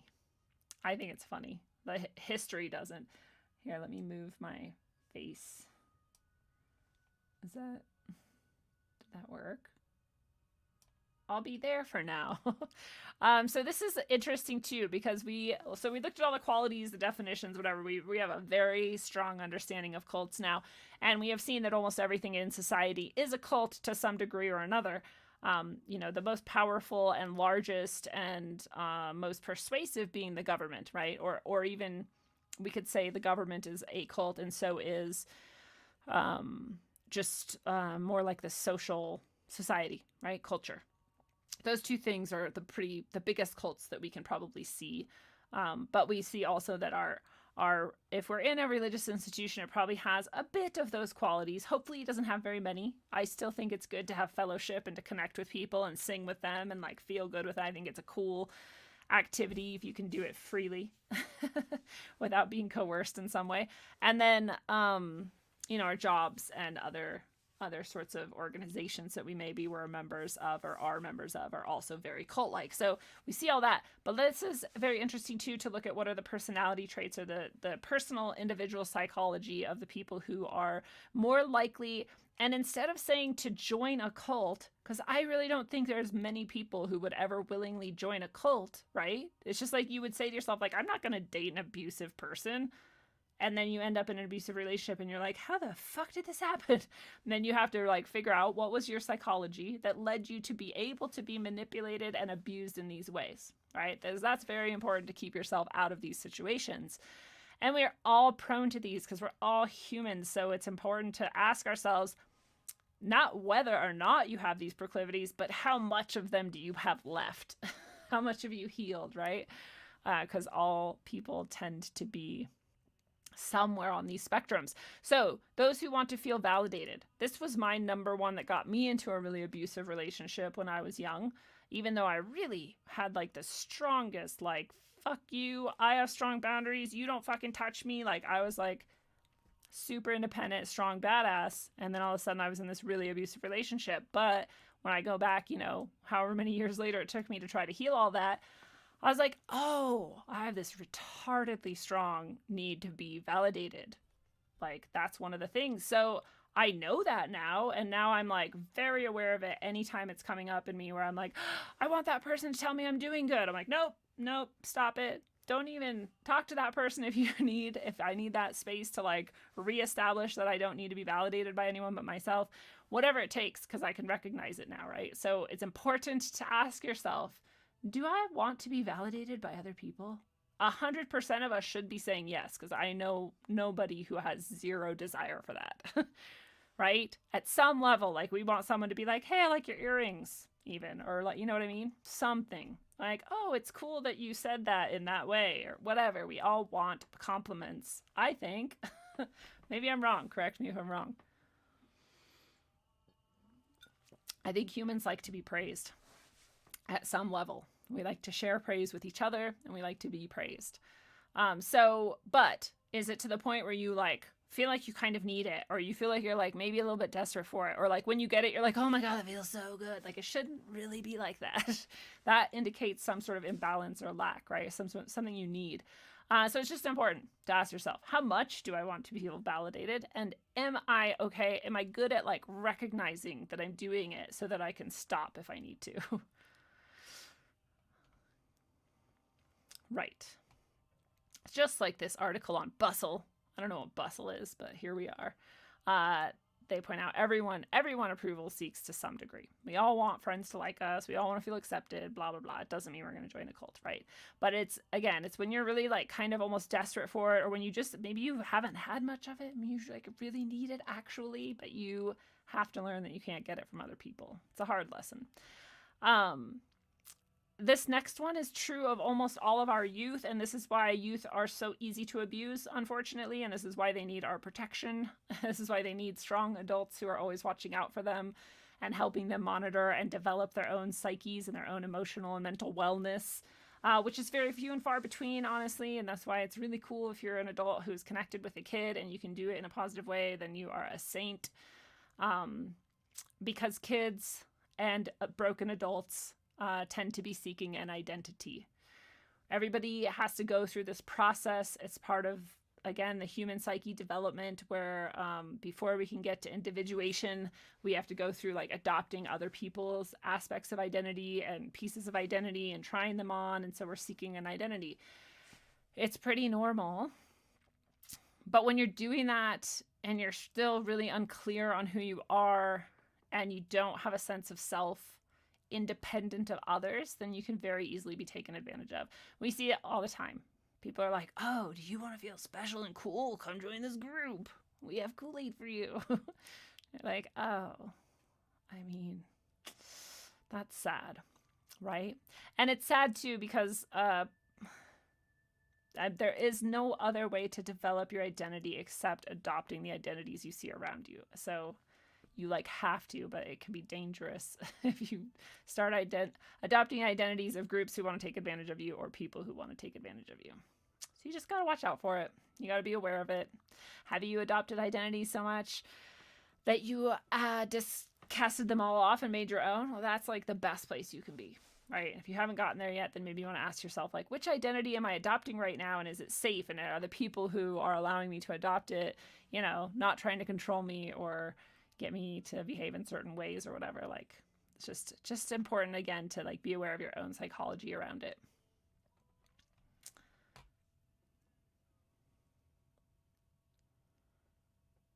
I feel like right now if the chat was all in one physical location, we'd have like a bunch of music playing from the 90s and people would be skateboarding and smoking weed and fucking probably like reading philosophy or something. I love it. And religious texts, but not because we're religious, just because we're interested in what the texts say.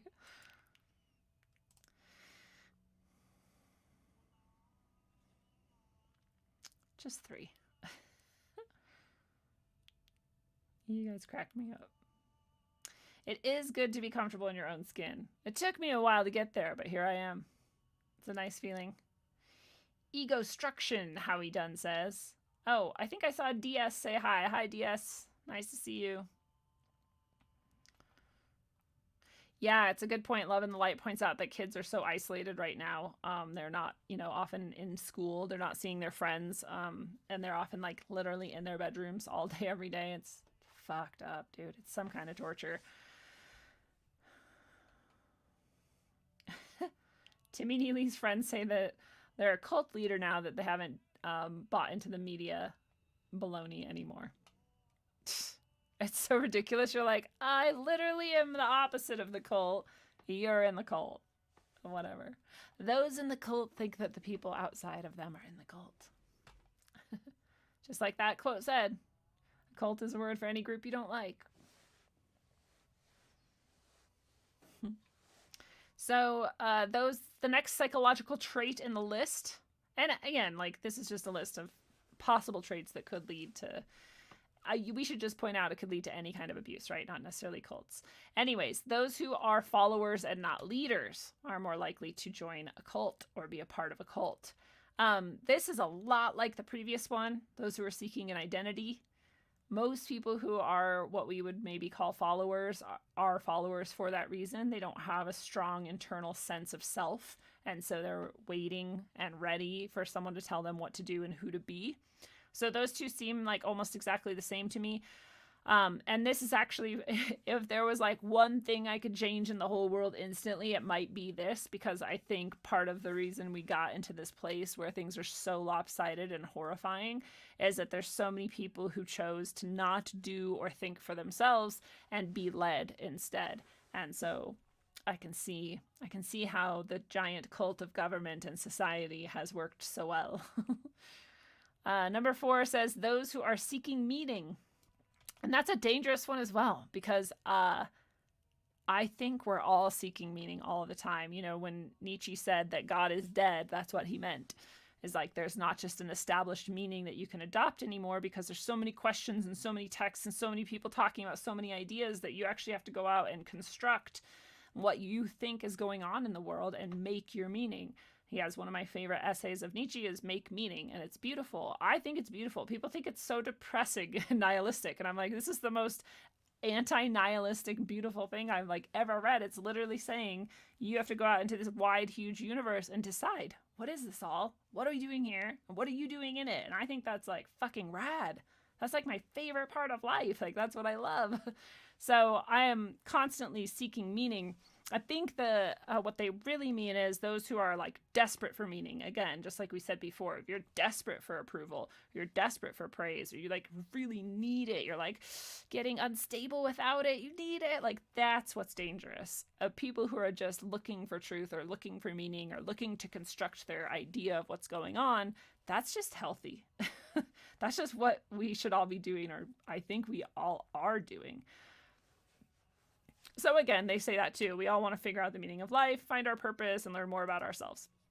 But again, people who are desperate are going to get caught up, especially in the types of cults that are like, oh, we've got this. It's for you. Here's the steps. Take the steps. Give us money. You're good. You're going to get there. You're going to be whatever it is you think you're going to be. You're like, okay. Okay, I see you. And the last one is really dangerous. But I told you at the beginning, we were going to talk about our full moon in Gemini and how it connects with this schizo sort of schizotypal behavior and thinking. And so here we are. And I only say that again because Gemini is the sign of polarities and opposites joined together. And schizotypal thinking could be kind of described as that. Like schizo is like a schism, right? It's a divide between these two polarities. And so, but how we use it in society and how it's meant when it's in a pathological way is that you're so divided from like the rational and the grounded and and by that we often mean what's normal in society. So it's not a very good metric. But you're so divided from that you're incapable of proper functioning. Right. So it's all problematic because it's all based on sort of like what's the normal mainstream and are you supported by and supporting of that mainstream.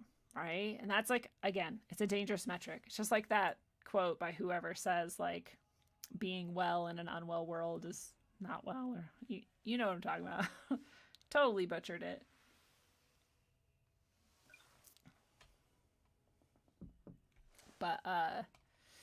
But anyways, so, and I hate the way they describe it here because it's not very true. They say schizotypal thinkers walk along the edge of schizophrenia without having the delusions or disconnections from society. So then they point out that conspiracy type or alien type or supernatural type beliefs are somehow schizotypal. It's just fucking dumb. Like the rest of this article has been like pretty good at describing the generalities, and then this one just fucking like fell flat on its face. And it's people are like really scared of mental illness and talking about it and trying to understand it for some reason. So I think this person probably just like sucks at understanding and researching and didn't want to look deeper. But anyways, we all know how fucked up it is to think that questioning or wondering about conspiracies or aliens or supernatural occurrences, to think that that's insane somehow is pretty unintelligent. And we all know how also people who actually are unwell can latch onto those types of ideas and like run with them, which like they could also do that with like something that's not in those categories. So it's whatever. And we also know that conspiracies actually exist, and that UFOs actually exist, whether they're aliens or not, and that there's tons and tons of evidence for what the materialists call supernatural. And so all these things have, you know, some sort of basis in reality. Anyways, this is the problem with just like labeling this as like schizotypal and then calling it schizophrenic and then listing a bunch of shit that you just like find to be outside of the mainstream. So I don't know. I don't even know how to rephrase number 5 in a way that's helpful or effective. So I'll just say that there's a lot of people who have what's called schizotypal thinking that is completely healthy and normal. And I'm one of them. And you probably are too, honestly. I literally think the very, you know, if we're looking at a spectrum of all things, the very basic level of schizotypal is to question authority and the mainstream. And I don't think there's anything wrong with that. So we'll move on from there. I think I actually, maybe not, we'll see. Number 6, those who are highly suggestible. Again, I think we could have combined this with those who are seeking meaning, those who are followers, and those seeking an identity, because those are the things that make you highly suggestible. So, you know, being someone who just kind of goes along with anything that kind of floats by their face is like, you know, whether you call that gullible or suggestible or just like flighty or whatever you call it. You know, I just, again, it's kind of like the schizo thing where I'm like, well, I actually see a lot of benefit in that, in not being highly suggestible or gullible, but in being willing to entertain something until you prove it otherwise. I think that's a good thing. And they literally, I think, outline that as a negative quality. Yeah, they say you're so desperate that you're willing to give anything a go. And I'm like, I'm not desperate at all, but I'm definitely willing to entertain anything. So I guess that's negative to them. This one, though, I do see as more holding more water, those who constantly blame others. If you are looking for someone to blame all of your shortcomings and failures on, then, you know, that's one of the psychological downfalls that cults play to, or that just that any abusive system or person plays to. Is that desire. So they're like, oh, come be with us, and like, look at all those people who treated you bad all this time, and look at how you didn't get what you deserved. And it just like plays to that victim mentality that is way, way more easy than taking responsibility for yourself. So that is a definite thing that we all, again, want to ask ourselves. And honestly, anytime you are looking at someone else, anytime I am looking at someone else and I'm like, they did this, I try to use that as my cue to be like, okay, wait, like, what did I do? Or what can I do now? Who cares what they did? What am I going to do? Like, because that's all I have control over, right? So this like retraining our thinking in that is really, really hard and really, really rewarding. And it gets harder and harder when it's like people who actually are like attacking you or trying to harm you because they really are doing something that's wrong, but you can't stop them. You can't control it. So what can you do? So it's just a good habit to be in. Like anytime you're looking at someone else and you're like angry or accusatory or whatever, to stop me. Like, what did I do? What can I do? Good habit to be in. Number 8, those who are always angry. I don't know why that has anything to do with it. But they say, that the reason why angry people are more susceptible to cults or extremist groups is because the extremist group or cult will provide them with a sense of belonging and blaming the other. And I'm like, well, that's just shit you already said. So I don't know. Number 9 is definitely true, though. And this is another thing that we can all be aware of and ask ourselves about and try to address when we find it in ourselves. And that's having very low self-worth. So having a low self-esteem is obviously something that all abusers will look for to take advantage of, because people who have a low self-esteem are usually desperate, like we said earlier, for praise or attention or, you know, to be like, to feel loved by whoever or whatever. So, so yeah, it's really just easy. It's just like the fear tool. If you have fear, you're easy to control. If you have low self-worth, you're easy to control. So you want to take that tool and that sword away from people to use against you by loving yourself. And that's also easier said than done. But I have a lot of practices that help with self-love. You fake it till you make it, man. That's really true. It'll work, I promise. So if you want any of those, let me know. But you just, you know, it's another one of those things. You got to be so aware of your thoughts. And it's not, as far as I'm concerned, about getting rid of your thoughts like a lot of meditation sort of oriented people say. I think it's way more about just knowing that they're there and what they're doing, because then you can change them. Like we have said, this whole episode, the government is the biggest cult, actually. And this is just it's actually a pretty cool article. If anybody wants to read it, you can tell by the old school nature of it that it's just this super old school like conspiracy theory. I love it. The last update was in 2009. I love it. I'm gonna put the link in here just so you guys can go check it out, because I don't want to go through it all, but I just remember when the internet was like newer and this was like the type of pages that I would end up on, and I love it.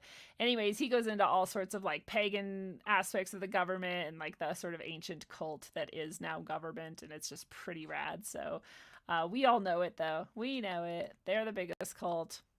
He also points out that democracy itself is a cult, which is very interesting to think about too. It's any government is, right? But in this type of governmental sort of order in itself as a cult is interesting.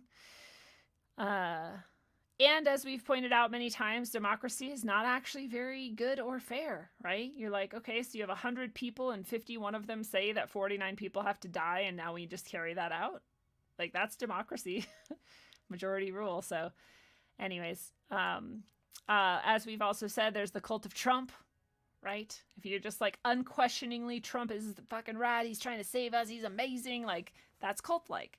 If you're like, I have read a bunch of stuff and seen a bunch of things and I think he's trying to save us, but I also am open to the idea that he's not, that's not very cult-like. You can support Trump and not be in a cult or be acting like a cultish mindset or behavior or whatever. So, but yeah, you could also say the same of Biden and any other political leader, and we all know that. I'm not trying to bash Trump people specifically. Ron Paul pointed out that there's a cult of COVID, which we also pointed out on this show. There's a cult of the mask, there's a cult of the vaccine, there's the cult of COVID in general, there's like cults within subcults. And all of it has those same qualities, right? You're not allowed to question it. You might have to cut off relationships for it. You do what we say or else. All of these things. The cult of state worship, right? And this is like, it's just pointing out like there could be any governmental system. Our government is, you know, constitutional republic or whatever. It could be democracy. It could be communism. It could be whatever.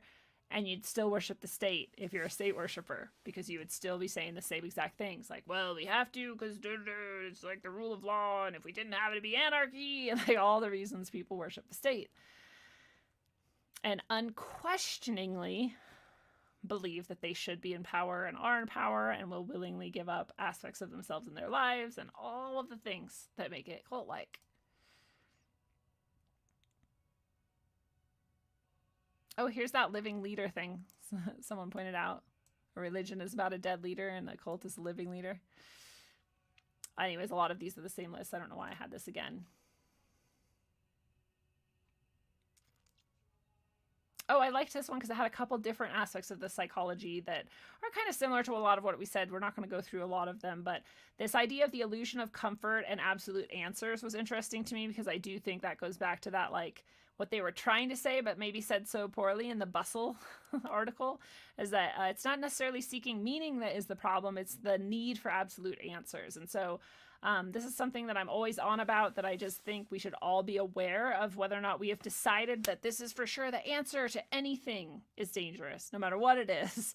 I'm literally not joking when I say that I'm even open to accepting the possibility that, like, I don't know, atoms don't exist or something, right? Like, I would like to look into it if someone presents any kind of an argument. I'd like to at least understand what they mean. So I don't like absolutes. I absolutely don't like absolutes. And I just think you should always literally question everything. You should always be open to other answers replacing the answer that you hold for now. Know that it's just temporary. This is your answer for now, and there's something else might come along, right?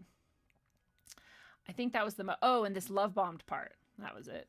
This idea that people get love bombed. And I've heard this before, and I'm trying to remember where. But people are like, oh, we're going to love bomb you.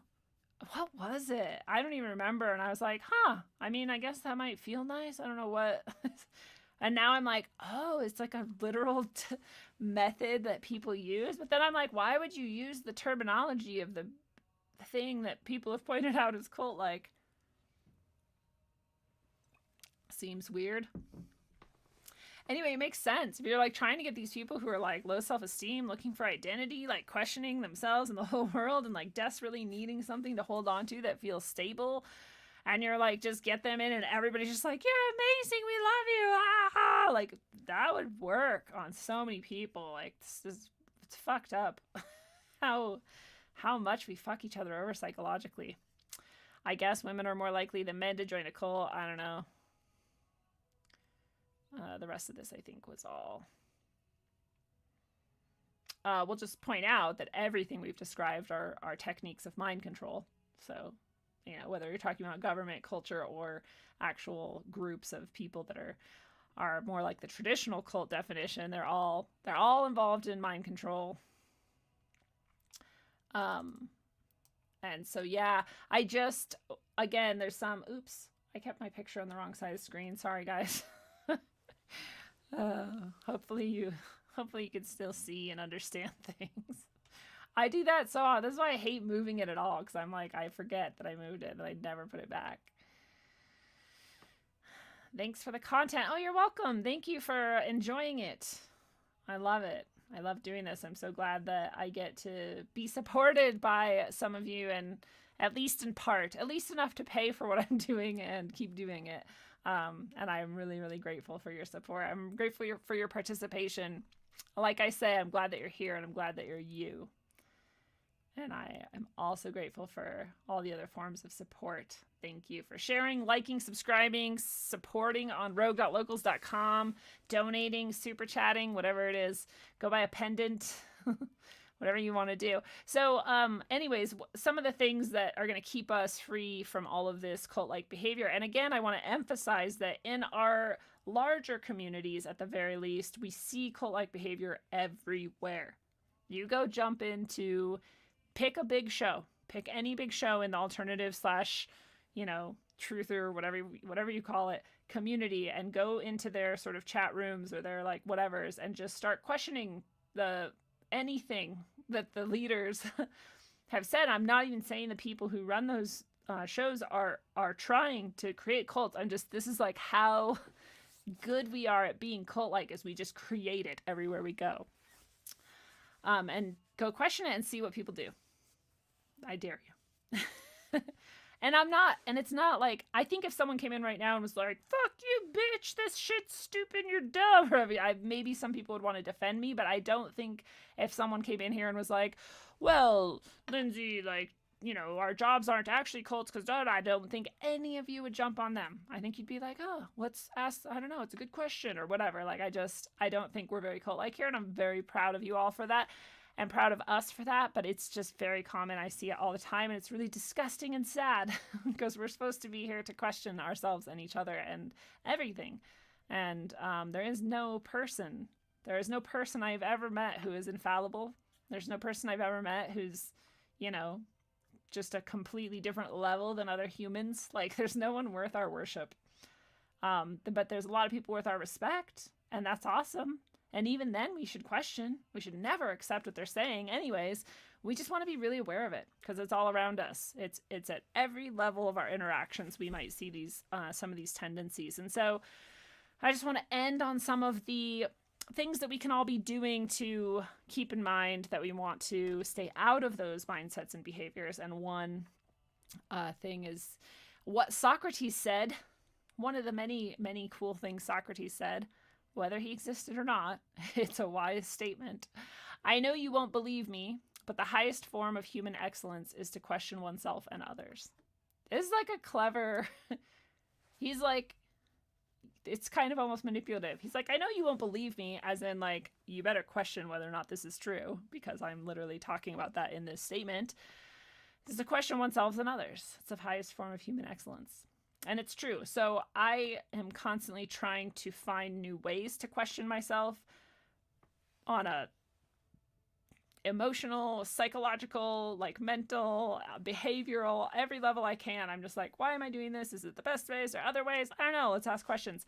And I always want to question other people too, in the exact same ways. Not because I want to diss them or discount them, but because I want to evaluate. I want to know what I'm doing. So do it. It's the highest form of human achievement, he says. I like this by Voltaire as well. He says, doubt is not a pleasant condition, but certainty is an absurd one. And I love it. I want to tattoo this on my face. It's so, I want every human to really, really take that in. Being certain of anything is absurd. It is. You think about the level of insanity you have to have achieved in order to believe that you can understand the universe enough to be certain about something. That's ridiculous.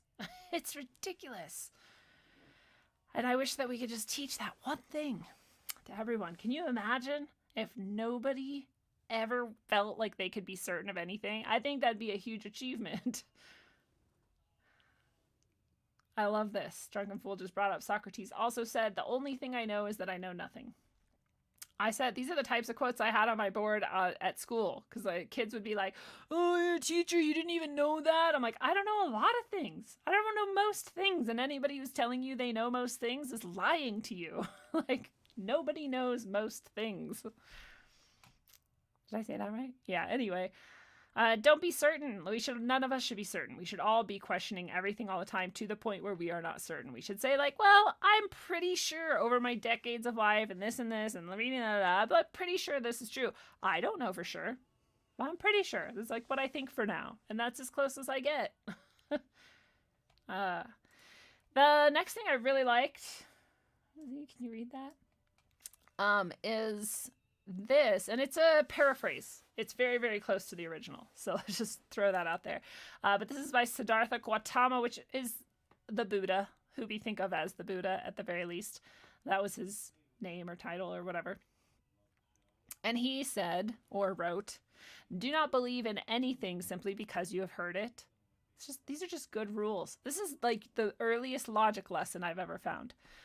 Do not believe in anything simply because it is spoken and rumored by many, right? That's the appeal to the bandwagon. Everybody's doing it. Everybody knows. Everybody knows the earth is round. I'm like, well, I don't know anyone who knows it, actually. I know a lot of people who are taught it. I know a lot of people who believe it. But like Buddha says, don't believe it just because everyone does it. Do not believe in anything because it is found written in your religious books. And we could even expand that and say, do not believe in anything merely because it is written in a book. A textbook, a religious book, any book. Don't just believe it because it's written there. And we used to hear that a lot. Don't believe everything you read. And now we're told, like, believe everything that you read from us and then don't read anything else. Okay. Anyways, he goes on to say, do not believe in anything merely on the authority of your teachers and elders. It's like, what an excellent lesson. What an excellent lesson. Don't just believe your teachers, your elders. Maybe give them a little bit more credence than some people. I don't know if you've evaluated them and they seem trustworthy and wise, but don't just believe them even then. Even if you found a teacher where you're like, man, this person's amazing. They know so much. They're very wise. I really respect everything. You still question them. He goes on to say, do not believe in traditions because they have been handed down for many generations. Yes, just because we've done it this way doesn't mean it's the best way. He goes on to say, but after observation and analysis, when you find anything that agrees with reason and is conducive to the good and benefit of one and all, then accept it and live up to it. What good advice. What good advice. You observed, you analyzed, it agrees with reason, it's logical, and it's good for yourself and everyone else. Now we can accept it. Love it. And the last thing I want to remind you of, lest we fall into the very false belief that we are not worthy somehow, or we have that low self-esteem that lends us to these types of abuses and manipulations by others, it is good for us to remember this line from Max Ehrmann, who says in the poem Desiderata, you are a child of the universe, no less than the trees and the stars. You have a right to be here, and whether or not it is clear to you, no doubt the universe is unfolding as it should. And that is the truth. And I think a lot of people get wrapped up in these types of manipulations and abuses because they don't remember that they are that beautiful and that good and that true and that amazing, and they're searching for something outside of themselves which can remind them of that or make them feel like that. And really, when it comes down to it, we all have to make ourselves feel like that. You know, we all have that responsibility to look at ourselves and love ourselves and remind ourselves that we are good enough. We're more than good enough. We're, in fact, absolutely everything the universe wanted us to be in this moment, and it's a beautiful thing, and we're kicking ass over here. And we don't need other people to validate that and justify that and give us purpose or whatever. We make that ourselves. Just like Nietzsche said, you make your own meaning. And that's a beautiful thing. And you don't have to do it alone. Like, I'm not saying, like, don't connect with people in groups or whatever. You just do it, like, under your own rules and your own expectations and your own ideas of what you want out of it. And you leave when you're done with it. And, you know, hopefully we're all lucky enough that we have people in our lives that we can connect with on those levels, those like sacred levels that we need in order to remind ourselves of all the things that we're here doing and being, and that's good. There's nothing wrong with groups. So while we just went through why almost every group is actually very cult-like or can be in various ways on the spectrum of cultishness, we don't want to just like discount groups altogether, because there is a purpose for people connecting and coming together in community. And just like I've said throughout the show in various ways, in this community here, in the Rogue Ways community, we tend to be very not cult-like, right? If you could even call me the leader of this group, then I'm not treated with any sort of like reverence or worshipful attitude at all, which I love. And I am questioned, and I'm allowed to be questioned. I love you guys contribute to this show like almost as much as I do. Like, as people have probably noticed by now, I'm like talking with people in the chat. You're like throwing out ideas and content, and that's rad. Right? So we have a very like egalitarian sort of structure, if we have a structure at all. It's very anarchical, actually, and I love that too.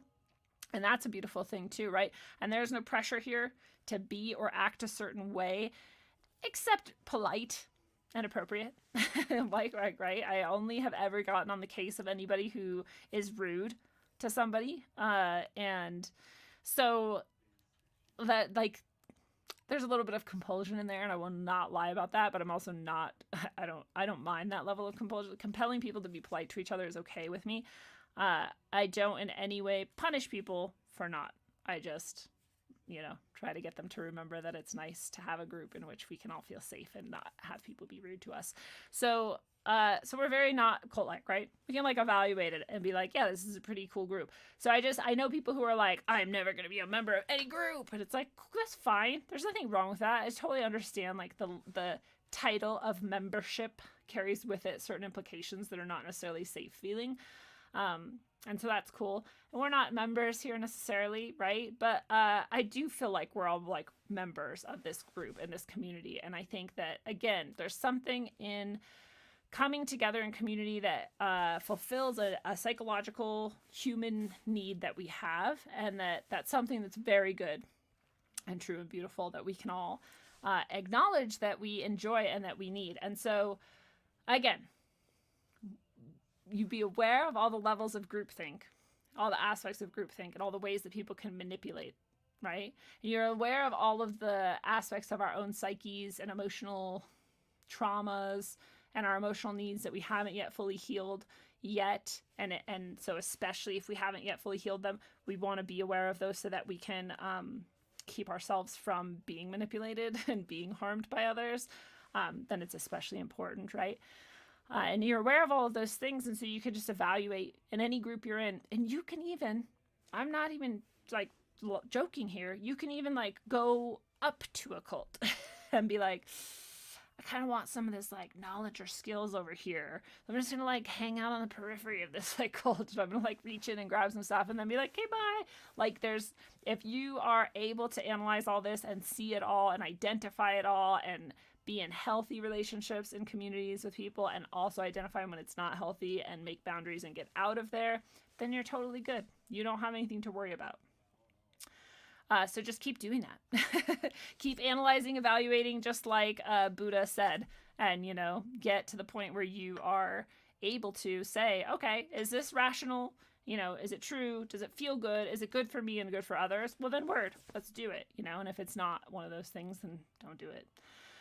You guys all know, you're all in it. You all understand. And again, one of the most important things is being able to identify your own thought patterns and be able to catch yourself in some of those traps that not just cults, but just abusive people in general will prey on. Because some of them, if they're sociopaths or psychopaths, are really, really good at it. They're excellent at it. And if you're not as excellent at them as knowing yourself and defending against that, then bad things can happen. So yeah, just be aware of yourself, be true to yourself, love yourself, and know that you are here for a reason and that you are absolutely more than good enough, and that there is nobody worth your time who is better than you. right? If there's a really good leader, if there's like a fucking Buddha's not going to be like, you don't get to talk now. You like bow down to me. Like, that's not going to happen. So if they're a good leader and they're worth your time, then you're not feeling any of that. You're just feeling accepted and loved and welcomed and supported. So yeah, I mean, you know. So watch out for those people who are not doing that, who are like, I'm your leader and you are less than me, or are trying to make you feel not loved, or trying to make you feel like they have something you don't have. Nobody does. We all have the same things. We just are we're at various points of remembering the things, but we all have the same things. So I love you guys all. Like I said, I am always grateful that you are here and that you are you exactly as you are. It makes it such a great place to be, especially because we are not a cult, and especially because we get to be connected in a community without having any of those trappings of bullshit and psychological garbage. So thank you very much for that. Please go over to rogue.locals.com if you haven't yet and become a member. It's not a cult. It's really cool, actually. And it gets cooler all the time, and there's a lot of freebies and giveaways and stuff there. And look forward before Thursday, I think I'm going to post it tomorrow for the tarot reading for 2021. It really is very interesting. And so whether you're into tarot or not, I just think it's worth a little listen. And so that's going to go up, probably tomorrow or Thursday, because it's the new year and we're going to party like it's 2021. So I love you guys, and I will talk to you then. And until then, travel well, aim for balance, and always look inside first. Mwah. I heard the Freemasons called you.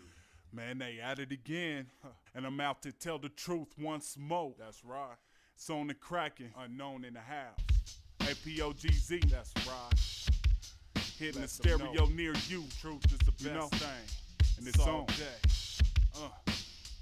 Yo, I once thought that I wanted to get Denver on track, but to track. something more bigger than that. Something lurking, waiting to blow this state right off the map. A hidden agenda related to September. Doves carved up on the wall next to the highway. Up in the concrete, while rolling home next to where I stay. With state's destruction, Lockheed Martin malfunction. While NORAD's in the mountain anticipating our next move. My heart's jumping and I'm like, fuck waiting. While crooked taxes are burning a hole in my pocket. With $1 bill in the pyramid that's watching. Instead of having a capstone on top of it, they have an eye with a fast surprise while you're flossing it. Greedy niggas jocking it, politics plotting it. So who you vote for really doesn't mean shit. So save your energy from being drained by the enemy. Skull and bones of Freemasonry, envisioning dreams of them chasing me.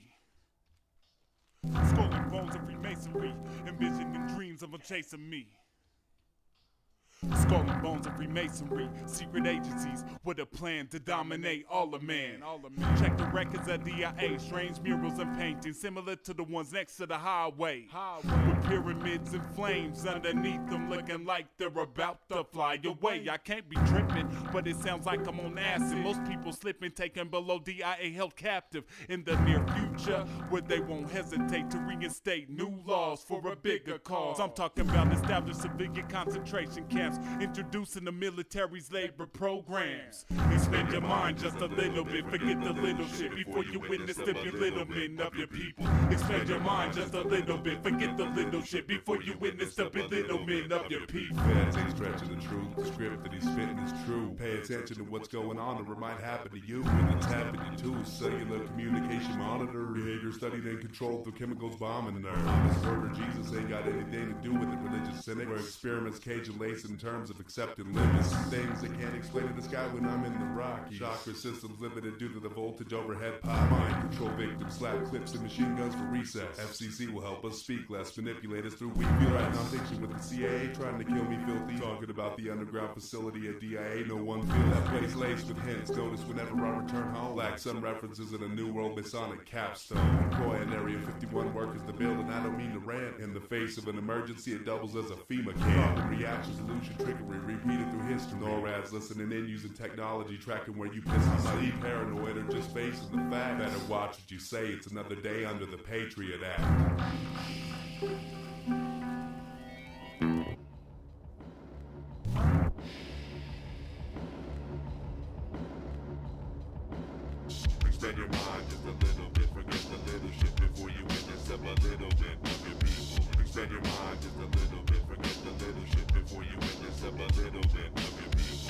The idea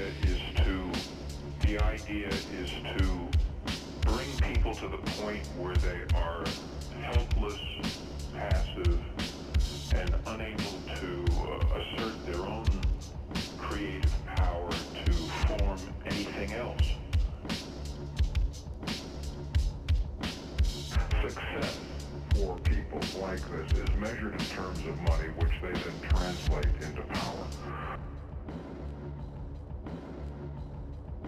Corruption and violations of the Constitution. Secret societies, the push for one world government. I'd like to get corruption and violations of the Constitution.